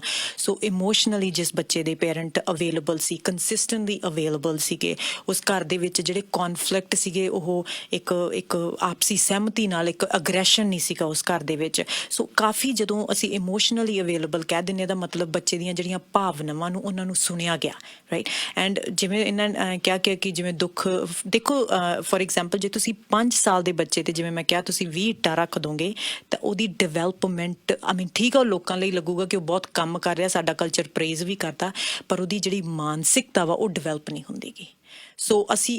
ਪਰ ਜੇ ਤੁਸੀਂ 20 ਸਾਲ ਦੇ ਬੱਚੇ ਨੂੰ ਵੀ ਜ਼ਿੰਮੇਵਾਰੀ ਨਹੀਂ ਦੇ ਰਹੇ, ਇਹਦਾ ਮਤਲਬ ਉੱਥੇ ਡਿਸਫੰਕਸ਼ਨ, ਕਿਉਂਕਿ ਉਹ ਚੱਕ ਸਕਦਾ ਵਾ। ਉਹਨਾਂ ਦੇ ਸਵਾਲ ਦਾ ਜਵਾਬ ਦਿਓ ਵੀ ਦੋ ਬੱਚੇ ਜਿਹੜੇ ਦੋ ਪਰਿਸਥਿਤੀਆਂ 'ਚ ਵੱਖ-ਵੱਖ 'ਚ ਪਲ ਰਹੇ ਆ, ਸਟਰੋਂਗ ਕਿਹੜਾ ਹੋਏਗਾ? ਐਂਡ ਆਫ ਕੋਰਸ ਜਿਹੜਾ ਸਟਰੋਂਗ ਉਹੀ ਹੋਊਗਾ ਜਿਹਨੂੰ ਇਮੋਸ਼ਨਲੀ ਅਵੇਲੇਬਲ ਪੇਰੈਂਟਸ ਮਿਲ ਰਹੇ ਨੇ। ਰੀਅਲੀ? ਜਿਹੜਾ ਇਮੋਸ਼ਨਲੀ ਜਿਹਦੇ ਪੇਰੈਂਟਸ ਟਿਊਨ ਆ ਉਹਦੇ ਨਾਲ, ਉਹਦੀ ਜਿਹੜੀ ਪਰਸਨੈਲਿਟੀ ਆ, ਉਹਦੀ ਜਿਹੜਾ ਇਮੋਸ਼ਨਲ ਡਿਵੈਲਪਮੈਂਟ ਆ, ਉਹ ਮਚ ਸਟੇਬਲ ਹੋਗੀ ਦੂਸਰੇ ਨਾਲ। ਸ਼ਾਇਦ ਤੁਸੀਂ ਉਹਨਾਂ ਦੀ ਗੱਲ ਸਮਝ ਗਏ ਹੋ। ਉਹ ਸਮਝਦੇ ਨੇ ਵੀ ਦੁੱਖ ਦਾਰੂ ਆ, ਤਕੜਾ ਕਰਦਾ ਹੈ ਬੰਦੇ ਨੂੰ ਦੁੱਖ। ਐਂਡ ਦੇਖੋ ਜਿਵੇਂ ਮੈਂ ਤੁਹਾਨੂੰ ਪਹਿਲਾਂ ਵੀ ਕਿਹਾ ਕਿ 5 ਸਾਲ ਦੇ ਬੱਚੇ ਦਾ ਜਿਵੇਂ ਜਿਹੜੀ ਸਾਡੀ ਇਨਸਾਨੀਅਤ ਆ, ਇਸ ਛੋਟੇ ਬੱਚੇ ਨੂੰ 19-20 ਸਾਲ ਤੱਕ ਇੱਕ ਮਾਪੇ ਨੂੰ ਜ਼ਿੰਮੇਵਾਰੀ ਦਿੱਤੀ ਜਾਂਦੀ ਕਿ ਤੂੰ ਹੱਥ ਫੜ ਕੇ ਇਹਦਾ ਕਰਨਾ ਵਾ। ਕਿਉਂ ਦਿੱਤੀ ਜਾਂਦੀ? ਕਿਉਂਕਿ ਉਹਦਾ ਆਪਦਾ ਦਿਮਾਗ ਪੂਰੀ ਤਰ੍ਹਾਂ ਡਿਵੈਲਪ ਨਹੀਂ ਹੋਇਆ ਹੁੰਦਾ। ਵਰਨਾ ਤਾਂ ਤੁਸੀਂ ਦੇਖੋ ਜਾਨਵਰ ਦੇ ਬੱਚੇ ਤਾਂ 4-5 ਮਹੀਨਿਆਂ ਦੇ ਵਿੱਚ ਆਪਦੇ ਆਪ ਉੱਡਣ ਲੱਗ ਜਾਂਦੇ ਜਾਂ ਤੁਰਨ ਲੱਗ ਜਾਂਦੇ, ਕੋਈ ਉਹਨਾਂ ਦੇ। ਪਰ ਸਾਨੂੰ ਹੀ ਇਹ ਜ਼ਿੰਮੇਵਾਰੀ ਦਿੱਤੀ ਗਈ ਆ। ਕਿਉਂ? ਕਿਉਂਕਿ ਉਸ ਬੱਚੇ ਦਾ ਨਰਵਸ ਸਿਸਟਮ, ਉਸ ਬੱਚੇ ਦਾ ਦਿਮਾਗ ਡਿਵੈਲਪ ਨਹੀਂ ਹੋਇਆ ਹੁੰਦਾ ਗਾ ਉਸ ਏਜ ਤੱਕ। ਸੋ ਉਹੀ ਬੱਚਾ ਦਾ ਜਿਹੜਾ ਇਮਿਊਨ ਸਿਸਟਮ ਆ, ਮਾਨਸਿਕ ਇਮਿਊਨ ਸਿਸਟਮ, ਉਹੀ ਤਾਕਤਵਰ ਹੋਊਗਾ ਜਿੱਥੇ ਇਮੋਸ਼ਨਲੀ। ਐਂਡ ਇਹਦਾ ਮਤਲਬ ਇਹ ਨਹੀਂ ਮਿਸਟਰ ਥਿੰਨ ਕਿ ਜਿਸ ਪਰਿਵਾਰ ਦੇ ਵਿੱਚ ਮਾਂ-ਬਾਪ ਇਮੋਸ਼ਨਲੀ ਟਿਊਨ ਆ, ਉੱਥੇ ਦੁੱਖ ਨਹੀਂ ਆਇਆ ਹੋਊਗਾ ਕੋਈ। ਉੱਥੇ ਲੋਕਾਂ ਨੂੰ ਦੁੱਖ ਸਹਿਣਾ ਜਾਂ ਦੁੱਖ ਹੈਂਡਲ ਕਰਨਾ ਬੈਟਰ ਆਉਂਦਾ ਹੋਊਗਾ। ਉੱਥੇ ਉਹ ਲੋਕੀ ਦੁੱਖ ਦੇ ਵਿੱਚ ਵਿਚਰ ਬੈਟਰ ਸਕਦੇ ਹੋਣਗੇ। ਹੁਣ ਇੱਕ ਟੈਕਸਟ ਮੈਸੇਜ ਆਇਆ ਕਿ I agree that childhood trauma affect is big time. ਮੈਂ 42 ਸਾਲ ਦੀ ਔਰਤ ਹਾਂ ਅਤੇ ਮੈਂ ਹਾਲੇ ਵੀ ਕਈ ਗੱਲਾਂ ਸੋਚ ਕੇ ਰੋਣ ਲੱਗ ਪੈਂਦੀ ਹਾਂ। ਜਦੋਂ ਇਹ ਪ੍ਰੋਗਰਾਮ ਸਟਾਰਟ ਹੋਇਆ, ਮੈਂ ਉਦੋਂ ਵੀ ਰੋ ਰਹੀ ਸਾਂ ਜਦੋਂ ਇਹ ਟਰਾਮੇ ਦੀ ਗੱਲ ਹੀ ਚੱਲੀ ਆ। ਉਹਨਾਂ ਨੂੰ ਕੀ ਕਹੋ? ਜੀ ਹਾਂ, ਇਟ ਇਜ਼, ਜਿਵੇਂ ਅਸੀਂ ਪਹਿਲਾਂ ਵੀ ਕਿਹਾ, ਇਹ ਬਹੁਤ ਔਖਾ ਟੌਪਿਕ ਆ ਐਂਡ ਇਹ ਸਾਡੀਆਂ ਭਾਵਨਾਵਾਂ ਜਗਾ ਸਕਦਾ ਵਾ। ਸੋ ਆਪਦੀ ਮਾਨਸਿਕ ਸੇਫਟੀ ਲੈ ਕੇ ਚੱਲੋ। ਮੇਕ ਸ਼ੋਰ ਤੁਹਾਡੇ ਕੋਲ ਉਹ ਜਾਂ ਕੋਈ ਰਿਸ਼ਤਾ ਹੋਵੇ ਨੇੜੇ ਜਿਸ ਨਾਲ ਤੁਸੀਂ ਗੱਲ ਕਰ ਸਕਦੇ ਹੋਵੋ। ਪਰ ਜੀ ਹਾਂ, ਐਗਜ਼ੈਕਟਲੀ ਜਿਵੇਂ ਤੁਸੀਂ ਕਿਹਾਗਾ ਕਿ ਜਿਹੜੀਆਂ ਬਚਪਨ ਦੀਆਂ ਭਾਵੁਕ ਜਿਹੜੀਆਂ ਯਾਦਾਂ ਸਾਡੀਆਂ ਤਾਜ਼ਾ ਹੋ ਜਾਂਦੀਆਂ ਵਾ। ਐਂਡ ਐਂਡ ਇੱਕ ਦਿਨ ਦਾ ਹੈ ਨੀਗਾ, ਜਿਵੇਂ ਪਿਛਲੇ ਕਾਲਰ ਨੇ ਵੀ ਪੁੱਛਿਆ ਸੀਗਾ ਵੀ ਕਿੰਨਾ ਕੁ ਟਾਈਮ ਲੱਗਦਾ। ਦੇਖੋ 20 ਸਾਲ ਦਾ ਕੋਈ ਡੈਮੇਜ ਕੀਤਾ ਹੋਇਆ ਇੱਕ ਦਿਨ ਦੇ ਵਿੱਚ ਸਾਡੇ ਕੋਲ ਕੋਈ ਗੋਲੀ ਨਹੀਂ ਆ ਸਕਦੀ ਜਿਹੜਾ 20 ਸਾਲ ਦਾ ਡੈਮੇਜ ਜਾਂ 30 ਸਾਲ ਦਾ ਸਾਡਾ ਡੈਮੇਜ ਠੀਕ ਕਰ ਦੇਵੇ। ਇੱਕ ਰੋਜ਼ ਨਾਤੇ ਦੀ ਪ੍ਰੈਕਟਿਸ ਆ, ਇੱਕ ਰੋਜ਼ ਨਾਤੇ ਦੀ ਪ੍ਰੈਕਟਿਸ ਆ ਕਿ ਅਸੀਂ ਰੋਜ਼ ਨਾਤੇ ਦੀ ਪ੍ਰੈਕਟਿਸ ਕਰਕੇ ਆਪਦੇ ਜਿਹੜੇ ਦਿਮਾਗ ਦੀ ਵਾਇਰਿੰਗ ਆ ਉਹ ਬਦਲ ਸਕਦੇ ਹਾਂ।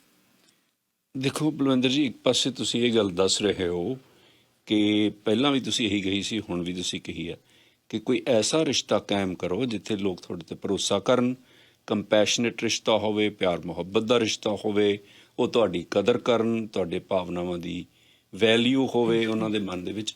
ਇਸ ਤਰ੍ਹਾਂ ਦਾ ਰਿਸ਼ਤਾ ਕਾਇਮ ਕਰੋ। ਹੁਣ ਜਿਹੜੇ ਇਹ ਲੋਕ ਨੇ 35, 40, 42 ਸਾਲ ਦੇ ਲੋਕ, ਜਿਹਨਾਂ 'ਚ ਮੋਸਟਲੀ ਰਿਸ਼ਤੇ ਉਹਨਾਂ ਦੇ ਕਾਇਮ ਹੋ ਚੁੱਕੇ ਨੇ। ਇਨ ਏ ਵੇ ਮਨੋਵਿਗਿਆਨਕ ਤੌਰ 'ਤੇ ਤੁਸੀਂ ਇਹ ਗੱਲ ਠੀਕ ਕਹਿ ਰਹੇ ਹੋ, ਪਰ ਮੈਂ ਸਮਾਜਿਕ ਤੌਰ 'ਤੇ ਦੇਖ ਰਿਹਾ ਤੁਸੀਂ ਤਾਂ ਇਨਫਿਡੈਲਿਟੀ ਨੂੰ ਸੱਦਾ ਦੇ ਰਹੇ ਹੋ। ਇਸ ਤਰ੍ਹਾਂ ਦੇ ਰਿਸ਼ਤੇ ਤਾਂ ਉੱਥੇ ਹੀ ਪੈਦਾ ਹੁੰਦੇ ਨੇ ਆਮ ਤੌਰ ਦੇ ਉੱਤੇ ਜਿੱਥੇ ਪਿਆਰ ਮੁਹੱਬਤ ਹੋ ਜਾਂਦਾ, ਔਰ ਉਹਦੇ ਨਾਲ ਸਮਾਜ ਇਹ ਕਹਿ ਰਿਹਾ ਕਿ ਉਹ ਇਹ ਤਾਂ ਇਨਫਿਡੈਲਿਟੀ ਹੈ, ਇਹ ਤਾਂ ਬਿਲਕੁਲ ਪਾਪ ਘੋਰ ਅਨਿਆਏ ਕਰ ਰਹੇ ਹੋ ਤੁਸੀਂ। ਇਹੋ ਜਿਹੇ ਰਿਸ਼ਤੇ ਪੈਦਾ ਕਰ ਰਹੇ ਹੋ ਜਿਹਦੇ 'ਚ ਤੁਸੀਂ ਖੁੱਲ੍ਹ ਲੈਣਾ ਚਾਹੁੰਦੇ ਹੋ, ਜਿੱਥੇ ਤੁਹਾਨੂੰ ਆਜ਼ਾਦੀ ਵੀ ਹੋਵੇ, ਤੁਹਾਡੀ ਆਪਣੀ ਸਪੇਸ ਵੀ ਹੋਵੇ, ਪਿਆਰ ਵੀ ਹੋਵੇ, ਕੰਪੈਸ਼ਨ ਵੀ ਹੋਵੇ। ਇਹੋ ਜਿਹੇ ਰਿਸ਼ਤੇ ਤਾਂ ਨਾਜਾਇਜ਼ ਨੇ। ਦੇਖੋ, ਜਦੋਂ ਵੀ ਕੋਈ ਆਪਾਂ ਰਿਸ਼ਤੇ ਦੀ ਗੱਲ ਕਰਦੇ ਨਾ, ਸਾਡਾ ਅਸੀਂ ਕਲਚਰਲੀ ਉਸ ਚੀਜ਼ ਤੇ ਅਸੀਂ ਉਸ ਰਿਸ਼ਤੇ ਤੇ ਚਲੇ ਜਾਂਦੇ। ਰਿਸ਼ਤੇ ਦਾ ਮਤਲਬ ਇਹ ਨਹੀਂ ਕਿ ਆਦਮੀ ਤੇ ਔਰਤ ਦਾ ਹੀ ਰਿਸ਼ਤਾ ਹੋਵੇ, ਐਂਡ ਕਈ ਤਾਂ ਆਦਮੀ ਔਰਤ ਦੇ ਰਿਸ਼ਤੇ ਵੀ ਫੰਕਸ਼ਨਲ ਨਹੀਂ ਹੁੰਦੇ ਗੇ। ਰਿਸ਼ਤੇ ਦਾ ਮਤਲਬ ਹੈ ਉਹ ਤੁਹਾਡਾ ਦੋਸਤ ਹੋ ਸਕਦਾ ਵਾ, ਉਹ ਤੁਹਾਡਾ ਇੱਕ ਜਿਵੇਂ ਮੈਂ ਕਿਹਾ ਕਾਉਂਸਲਰ, ਕਿਸੇ ਵੀ ਇੱਕ ਫੀਮੇਲ ਦਾ ਫੀਮੇਲ ਦੋਸਤ ਹੋ ਸਕਦਾ, ਇੱਕ ਮੇਲ ਦਾ ਮੇਲ ਦੋਸਤ ਹੋ ਸਕਦਾ। ਜ਼ਰੂਰੀ ਨਹੀਂ ਤੁਸੀਂ ਆਪਦੀ ਮੈਰਿਜ ਤੋਂ ਬਾਅਦ ਜਾ ਕੇ ਰਿਸ਼ਤਾ ਇੱਦਾਂ ਦਾ ਕੁਛ ਲੱਭਣਾ ਵਾ। ਇੱਕ ਤੁਹਾਡੇ ਕਜ਼ਨ ਦਾ ਜਾਂ ਕੋਈ ਇਨਸਾਨ ਇਹੋ ਜਿਹਾ ਹੋਵੇ। ਐਂਡ ਅਕਸਰ ਜਿਹੜੇ ਲੋਕਾਂ ਨੂੰ ਟਰਾਮਾ ਹੋਇਆ ਹੁੰਦਾ ਉਹਨਾਂ ਨੂੰ ਰਿਸ਼ਤਿਆਂ ਤੇ ਵਿਸ਼ਵਾਸ ਕਰਨਾ ਔਖਾ ਲੱਗਦਾ ਵਾ, ਕਿਉਂਕਿ ਉਹਨਾਂ ਦਾ ਵਿਸ਼ਵਾਸ ਬਚਪਨ ਦੇ ਵਿੱਚ ਰਿਸ਼ਤਿਆਂ ਤੋਂ ਟੁੱਟਿਆ ਹੁੰਦਾ ਵਾ। ਸੋ ਇਹ ਰਿਸ਼ਤੇ ਨੂੰ ਤੁਸੀਂ ਇੱਦਾਂ ਨਾ ਸਮਝੋ ਕਿ ਜੇ ਤੁਸੀਂ ਮੈਰਿਡ ਹੋ ਤਾਂ ਤੁਸੀਂ ਕੋਈ ਹੋਰ ਕਰਨਾ ਵਾ। ਇਹਦਾ ਮਤਲਬ ਕੋਈ ਦੋਸਤ ਦਾ ਰਿਸ਼ਤਾ ਹੋਵੇ। ਐਂਡ ਪਹਿਲਾਂ ਮੈਂ ਤੁਹਾਨੂੰ ਇੱਕ ਰਾਏ ਦਊਂਗੀ ਕਿ ਤੁਸੀਂ ਇੱਕ ਕਾਉਂਸਲਿੰਗ ਸੈਸ਼ਨਸ ਦੇ ਵਿੱਚ ਜਾ ਕੇ ਆਪਦੇ ਆਪ 'ਚ ਡਿਸਫੰਕਸ਼ਨਸ ਦੇਖੋ ਕਿ ਕਿੱਥੇ ਮੈਨੂੰ ਪ੍ਰੋਬਲਮ ਆ ਰਹੀ ਹੈ ਰਿਸ਼ਤਾ ਕ੍ਰੀਏਟ ਕਰਨ ਦੀ। ਸੇਮ ਸੈਕਸ ਰਿਸ਼ਤੇ ਪੈਦਾ ਕੀਤੇ ਜਾ ਸਕਦੇ। ਤੁਸੀਂ ਜਿਸ ਇਨਸਾਨ ਨਾਲ ਰਹਿ ਰਹੇ ਹੋ ਉਹਦੇ ਨਾਲ ਵੀ ਤੁਸੀਂ ਰਿਸ਼ਤਾ ਬਣਾ ਸਕਦੇ ਹੋ ਸਕਦਾ ਤੁਹਾਡੇ ਤੋਂ ਵਿਸ਼ਵਾਸ ਨਾ ਹੋ ਸਕਦਾ ਹੋਵੇ ਉਸ ਰਿਸ਼ਤੇ 'ਚ, ਹੋ ਸਕਦਾ ਰਿਸ਼ਤਾ ਤੁਹਾਡੇ ਕੋਲ ਹੋਵੇ, ਨੇੜੇ ਹੋਵੇ। ਐਂਡ ਕਈ ਮੈਂ ਜਦੋਂ ਕਪਲ ਕਾਉਂਸਲਿੰਗ ਵੀ ਕਰਦੀ ਹਾਂ, ਕਾਉਂਸਲਿੰਗ ਤੋਂ ਬਾਅਦ ਉਹਨਾਂ ਦੇ ਰਿਸ਼ਤੇ ਫੰਕਸ਼ਨਲ ਹੋ ਜਾਂਦੇ। ਉਹੀ ਲੋਕ ਆ ਜਿਹੜੇ ਆਪਸ 'ਚ ਰਹਿੰਦੇ ਆ। ਜੇ ਤੁਹਾਡੀ ਗੱਲ ਮੰਨਦੇ ਆ ਤਾਂ ਫਿਰ ਮਾਂ ਪਿਓ ਨਾਲੋਂ ਹੋਰ ਕਿਹੜਾ ਨੇੜੇ ਹੋ ਸਕਦਾ? ਭਾਈ ਸਾਹਿਬ ਨੇ ਜਿਹੜੀ ਪ੍ਰੋਬਲਮ ਦੱਸੀ ਆ, ਮਾਂ ਪਿਓ ਤਾਂ ਭਰੋਸਾ ਨਹੀਂ ਕਰਦੇ ਉਹਦੇ ਤੇ, ਕਿੱਥੇ ਚੱਲਿਆ, ਕਿੱਥੋਂ ਆਇਆ, ਇੰਨਾ ਕਿਵੇਂ ਰੇਟ ਹੋ ਗਿਆ, ਇਹ ਉਹ। ਤੇ 50 ਸਾਲ ਦੇ ਬੰਦੇ ਨੂੰ ਜਦੋਂ ਪੇਰੈਂਟਸ ਇੰਨਾ ਹੀ ਭਰੋਸਾ ਨਹੀਂ ਕਰ ਸਕਦੇ, ਉਹ definitely is going to look for somebody else. ਖੈਰ, ਅਗਲੇ ਸਾਡੇ ਕਾਲਰ ਨੇ ਹਰਦੀਪ ਜੀ। ਹੈਲੋ ਬਾਈ ਜੀ, ਸਤਿ ਸ਼੍ਰੀ ਅਕਾਲ ਜੀ। ਸਤਿ ਸ਼੍ਰੀ ਅਕਾਲ ਜੀ। ਮੈਂ ਬਾਈ ਜੀ ਇੱਕ ਜਿਹੜਾ ਪਿਛਲੇ ਬਾਈ ਜੀ ਨੇ ਸਵਾਲ ਪੁੱਛਿਆ ਸੀਗਾ ਕਾਲਰ ਨੇ, ਉਹਨਾਂ ਦਾ ਜਿਹੜਾ ਭੈਣ ਜੀ ਨੇ ਜਵਾਬ ਦਿੱਤਾ ਉਹ ਤੇ ਮੈਂ ਥੋੜਾ ਜਿਹਾ ਡਿਸਐਗਰੀ ਕਰਦਾ ਭੈਣ ਜੀ ਨਾਲ। ਦੱਸੋ। ਤੇ ਕਿਉਂਕਿ ਆਪਾਂ ਨਾਰਮਲੀ ਆਪਾਂ ਆਮ ਜ਼ਿੰਦਗੀ ਦੇਖੀਏ, ਜਿਹੜੇ ਬੰਦੇ ਨੇ ਠੋਕਰਾਂ ਖਾਧੀਆਂ ਹੋਣ ਉਹਨੂੰ ਪਤਾ ਹੁੰਦਾ ਵੀ ਮੈਂ ਅੱਗੇ ਕੀ ਕਰਨਾ ਕੀ ਨਹੀਂ ਕਰਨਾ। ਤੇ ਦੂਜੀ ਗੱਲ, ਜਿਹੜਾ ਕਾਉਂਸਲਿੰਗ ਦਾ ਕੰਸੈਪਟ ਹੈ ਜਾਂ ਇੱਕ ਟੈਨਸ਼ਨ ਦਾ ਕੰਸੈਪਟ ਹੈ ਜਾਂ ਇੱਕ ਹਾਈਪਰਟੈਂਸ਼ਨ, ਜਿਵੇਂ ਲੋਕਾਂ ਨੂੰ ਇੱਥੇ ਪ੍ਰੋਬਲਮਸ ਜਿਹੜੀਆਂ ਆਮ ਹੁੰਦੀਆਂ, ਇਹ ਚੀਜ਼ਾਂ ਇੰਡੀਆ ਦੇ ਵਿੱਚ ਕਿਉਂ ਨਹੀਂ ਹੁੰਦੀਆਂ ਜੀ? ਇੱਥੇ ਆ ਕੇ ਹੀ ਸਟ੍ਰੈਸ ਕਿਉਂ ਵੱਧ ਜਾਂਦਾ ਹੈ? ਜਾਂ ਸਾਡੇ ਬਜ਼ੁਰਗਾਂ ਦੀਆਂ ਹੋਰ ਉਹਨਾਂ ਨੇ ਵੀ ਇਸ ਤਰ੍ਹਾਂ ਮੁਸ਼ਕਲਾਂ ਝੇਲੀਆਂ ਨੇ। ਤੁਸੀਂ ਦੱਸ ਰਹੇ ਸੀ ਕੁਛ, ਮੈਨੂੰ ਦੱਸੋ ਜ਼ਰਾ ਦੁਬਾਰਾ। ਹਾਂਜੀ, ਜਿਵੇਂ ਸੌਰੀ, ਇੱਕ ਮੈਂ ਉਹ ਵੀ ਕਵਰ ਕਰੂੰਗੀ ਵਾਪਸ ਆ ਕੇ, ਜਿਹੜਾ ਠੋਕਰਾਂ ਵਾਲਾ ਮੈਨੂੰ ਯਾਦ ਕਵਰ ਉੱਪਰ ਲੈ ਜਾਂਦੇ ਆ। ਸੋ ਜੀ ਹਾਂ, ਜਿਵੇਂ ਸਾਡੇ ਜਿਹੜੇ ਪਿੱਛੇ ਕਲਚਰਲੀ ਅਸੀਂ ਦੇਖਿਆ ਤੇ ਸਾਡੀ ਜਿਹੜੀ ਹੋਣ ਵਾਲੀ ਜਨਰੇਸ਼ਨ ਆ ਬਾਹਰ ਦੇ ਲੈਵਲ ਤੇ ਜ਼ਿਆਦਾ ਸੇਫ ਆ, ਜਿਹੜਾ ਕਿ ਸਾਡੇ ਦਾਦਾ ਜੀ ਜਾਂ ਉਹਨਾਂ ਤੋਂ ਤਾਂ ਜ਼ਿਆਦਾ ਹੀ ਇੰਨੀਆਂ ਟਰਾਮੇ ਦੇ ਵਿੱਚ ਪੈਦਾ ਹੋਏ ਸੀ। ਐਂਡ ਉਦੋਂ ਕੀ ਸੀ, ਸੋ ਉਦੋਂ ਵੀ ਜਿਹੜੀਆਂ ਕਈ ਸਾਡੇ ਨਾ ਕਲਚਰ ਦੇ ਵਿੱਚ ਚੀਜ਼ਾਂ ਸੀ ਜਿਹੜੀ ਮਾਨਸਿਕ ਸਾਡੀ ਸਥਿਤੀ ਨੂੰ ਠੀਕ ਰੱਖਦੀਆਂ ਸੀ। ਫੋਰ ਐਗਜ਼ਾਮਪਲ, ਇੱਕ ਕਮਿਊਨਿਟੀ ਸੀ। ਹੁਣ ਉਹਨਾਂ ਨੇ ਸਰਵੇ ਕੀਤਾ, ਪਹਿਲਾਂ ਉਹ ਕਹਿੰਦੇ ਹਰ ਘਰ ਦੇ ਵਿੱਚ 5 ਜਾਣੇ ਹੁੰਦੇ ਸੀਗੇ ਤੇ ਹੁਣ 3 ਜਾਣੇ ਰਹਿ ਗਏ। ਤੇ ਉਹ ਟਾਈਮ ਵੀ ਦੂਰ ਨਹੀਂ ਜਿਸ ਦਿਨ ਉਹ ਕਹਿੰਦੇ 1 ਜਾਣਾ ਰਹਿ ਜਾਊਗਾ, ਕਿਉਂਕਿ ਸਾਡਾ ਕਮਿਊਨਿਟੀ ਦਾ ਸੈਂਸ ਵੀ ਘੱਟ ਰਿਹਾ ਨਾ। ਐਂਡ ਉਹਨਾਂ ਕਲਚਰਾਂ ਦੇ ਵਿੱਚ ਜਿਵੇਂ ਤੁਸੀਂ ਪਿੱਛੇ ਦੇਖੋ, ਇੱਕ ਕਮਿਊਨਿਟੀ ਸੈਂਸ ਹੁੰਦਾ ਸੀ, ਲੋਕ ਰਲ ਕੇ ਕੰਮ ਕਰਦੇ ਸੀ। ਐਂਡ ਉਹ ਮਾਨਸਿਕ ਸਥਿਤੀ ਨੂੰ ਕਿਤੇ ਨਾ ਕਿਤੇ ਸਾਡੀ ਨੂੰ ਠੀਕ ਰੱਖਦਾ ਸੀ, ਕਿਉਂਕਿ ਲੋਕ ਇਕੱਲੇਪਣ 'ਚ ਨਹੀਂ ਸੀ ਹੁੰਦੇਗੇ। ਚੀਜ਼ਾਂ ਗਰੁੱਪ 'ਚ ਰਹਿੰਦੇ ਸੀ, ਚੀਜ਼ਾਂ ਸ਼ੇਅਰ ਕਰਦੇ ਸੀਗੇ, ਇੱਕ ਦੂਜੇ ਦਾ ਕੰਮ ਨਾਲ ਕਰਵਾਉਂਦੇ ਸੀਗੇ, ਇੱਕ ਦੂਜੇ ਦੀ ਹੈਲਪ ਕਰਵਾਉਂਦੇ ਸੀ। ਸੋ ਕਮਿਊਨਿਟੀ ਸੈਂਸ ਸੀ। ਦੂਸਰਾ ਮਿਸਟਰ ਤਿੰਡ, ਕਿ ਅਸੀਂ ਹੁਣ ਕੁਦਰਤ ਤੋਂ ਬਹੁਤ ਦੂਰ ਆ, ਸਾਡਾ ਖਾਣਾ ਵੀ ਮਸ਼ੀਨੀ ਖਾਣਾ। ਅਸੀਂ ਉਦੋਂ ਲੋਕ ਪੌਦਿਆਂ ਤੋਂ ਆਪਦੀ ਸਬਜ਼ੀ ਤੋੜਦੇ ਹੁੰਦੇ ਸੀ, ਫਲ ਤੋੜਦੇ ਹੁੰਦੇ ਸੀ ਤੇ ਉਹੀ ਖਾ ਲੈਂਦੇ ਸੀ। ਪਰ ਸਾਡਾ ਤਾਂ ਹੁਣ ਪੌਦਿਆਂ ਤੋਂ ਬਾਅਦ ਕਿੰਨੀਆਂ ਮਸ਼ੀਨਾਂ ਦੇ ਵਿੱਚ ਖਾਣਾ ਜਾਂਦਾ ਤੇ ਫਿਰ ਸਾਡੇ ਸਟਮਕ ਦੇ ਵਿੱਚ ਪ੍ਰੋਸੈਸਡ ਫੂਡ ਹੁੰਦਾ ਵਾ। ਸੋ ਕਿਤੇ ਨਾ, ਐਂਡ ਤੁਸੀਂ ਕਦੇ ਸੁਣਿਆ ਹੋਊਗਾ ਮੇ ਬੀ, ਜਿਹੜੀ ਥੈਰੇਪੀ ਉਹ ਕਹਿੰਦੇ ਬੇਅਰ ਫੀਟ ਕਰੋ, ਨੰਗੇ ਪੈਰ ਤੁਰੋ। ਉਹਦਾ ਮਤਲਬ ਕੀ ਹੈ ਕਿ ਧਰਤੀ ਦੇ ਨਾਲ, ਨੇਚਰ ਦੇ ਨਾਲ ਕਨੈਕਟ ਰਹੋ, ਕਿਉਂਕਿ ਉਹਦੇ ਨਾਲ ਤੁਹਾਡੀ ਜਿਹੜੀ ਨਰਵਸ ਸਿਸਟਮ ਉਹ ਸੂਦ ਕਰਦਾ ਵਾ, ਉਹਦੇ ਵਿੱਚ ਉਹ ਮਿਲਦੀ ਹੈ। ਐਂਡ ਬਾਕੀ ਮਿਸਟਰ ਥਿੰਡ, ਜਿਵੇਂ ਫੋਰ ਐਗਜ਼ਾਮਪਲ ਸਾਡੇ ਤੁਸੀਂ ਵੇਖ ਸਕਦੇ ਹੋ ਫੋਕ ਡਾਂਸ ਕਲਚਰ, ਡਾਂਸ ਸਾਨੂੰ ਹੀਲ ਕਰਦਾ ਅੰਦਰੋਂ। ਜਦੋਂ ਅਸੀਂ ਡਾਂਸ ਕਰਦੇ ਨਾ, ਸਾਨੂੰ ਅੰਦਰੋਂ ਅਸੀਂ ਠੀਕ ਹੁੰਦੇ ਹਾਂ। ਐਂਡ ਉਹ ਤੁਸੀਂ ਦੇਖੋ ਕਲਚਰ, ਜਿਹੜੇ ਸਾਡੇ ਗਿੱਧਾ ਭੰਗੜਾ ਕਿਉਂ ਬਣਾਏ ਗਏ ਸੀ? ਇਹ ਅਲਾਈਵ ਕਰਦੇ ਸੀ ਲੋਕਾਂ ਨੂੰ, ਉੱਥੇ ਵੀ ਮਾਨਸਿਕਤਾ ਠੀਕ ਹੁੰਦੀ ਸੀ। ਅੱਜ ਵੀ ਜਦੋਂ ਕਈ ਵਾਰ ਤੁਸੀਂ ਦੇਖੋ ਕਿ ਉਹ ਰਿਦਮਿਕ ਪੈਟਰਨ ਆ, ਉਹ ਕਹਿੰਦੇ ਜਦੋਂ ਤੁਸੀਂ ਡਾਂਸ ਕਰਦੇ ਆ ਤੁਸੀਂ ਹੀਲ ਹੁੰਦੇ ਆ। ਕਈ ਥਾਵਾਂ ਤੇ ਤਾਂ ਹੁਣ ਸਟਾਰਟ ਵੀ ਹੋ ਚੁੱਕਿਆ ਵਾ ਕਿ ਇੱਕ ਤਰ੍ਹਾਂ ਦਾ ਯੋਗਾ ਕਰਦੇ ਆ ਕਿ ਮਾਨਸਿਕ ਸਿਹਤ ਨੂੰ ਠੀਕ ਰੱਖਣ ਵਾਸਤੇ ਹੁਣ ਡਾਂਸ ਕਲਾਸਿਸ ਲੱਗਦੀਆਂ ਵਾ, ਸੋ ਹੀਲ ਕਰਨ ਵਾ। ਬਾਕੀ ਮਿਸਟਰ ਥਿੰਡ, ਰਿਲੀਜੀਅਸ ਪ੍ਰੈਕਟਿਸਿਸ ਵੀ ਹੁੰਦੀਆਂ ਸੀ ਜਿਹੜੀਆਂ ਕਿ ਅੱਜ ਸਾਡੇ ਚੋਂ ਗਾਇਬ ਹੋ ਚੁੱਕੀਆਂ ਵਾ ਐਂਡ ਉਹ ਰਿਲੀਜੀਅਸ ਪ੍ਰੈਕਟਿਸ ਐਂਡ ਉਹ ਵੈਲਿਊ ਸਿਸਟਮ ਸਾਡੀ ਮਾਨਸਿਕਤਾ ਨੂੰ ਠੀਕ ਰੱਖਦਾ ਸੀ, ਜਿਹੜੀਆਂ ਕਿ ਅੱਜ ਨਹੀਂ, ਆਈ ਮੀਨ ਅੱਜ ਉਹ ਡਿਸਅਪੀਅਰ ਹੋ ਰਹੀਆਂ। ਅੱਜ ਜੇ ਤੁਸੀਂ ਦੇਖੋ ਕਿ ਜਦੋਂ ਪਹਿਲਾਂ ਲੋਕਾਂ ਦੀ ਗ੍ਰੀਵਿੰਗ ਪ੍ਰੋਸੈਸ ਹੁੰਦੀ ਸੀ, ਕਿਸੇ ਦੀ ਡੈਥ ਹੋ ਜਾਂਦੀ ਸੀ, ਕਿੰਨੇ ਕਿੰਨੇ ਦਿਨ ਲੋਕੀ ਇੱਕ ਦੂਜੇ ਕੋਲ ਆ ਕੇ ਬੈਠਦੇ ਸੀ, ਕਿੰਨਾ ਕਿੰਨਾ ਦਿਨ, ਮਹੀਨਾ, ਕਈ ਵਾਰ 2 ਮਹੀਨੇ, ਤੁਸੀਂ ਆਮ ਕਈ ਵਾਰ ਹਿਸਟਰੀ ਮੈਂ ਪੜ੍ਹਦੀ ਹਾਂ, ਤੇ ਪਰ ਹੁਣ ਤਾਂ ਉਹ ਚੀਜ਼ 3 ਜਾਂ 4 ਦਿਨਾਂ 'ਚ ਖਤਮ ਹੋ ਜਾਂਦੀ ਆ। ਰਾਈਟ, ਪਰ ਗ੍ਰੀਫ ਵਾਲੇ ਤੁਹਾਡਾ ਉਸੇ ਤਰ੍ਹਾਂ ਹੀ ਹੁੰਦਾ। ਰਾਈਟ।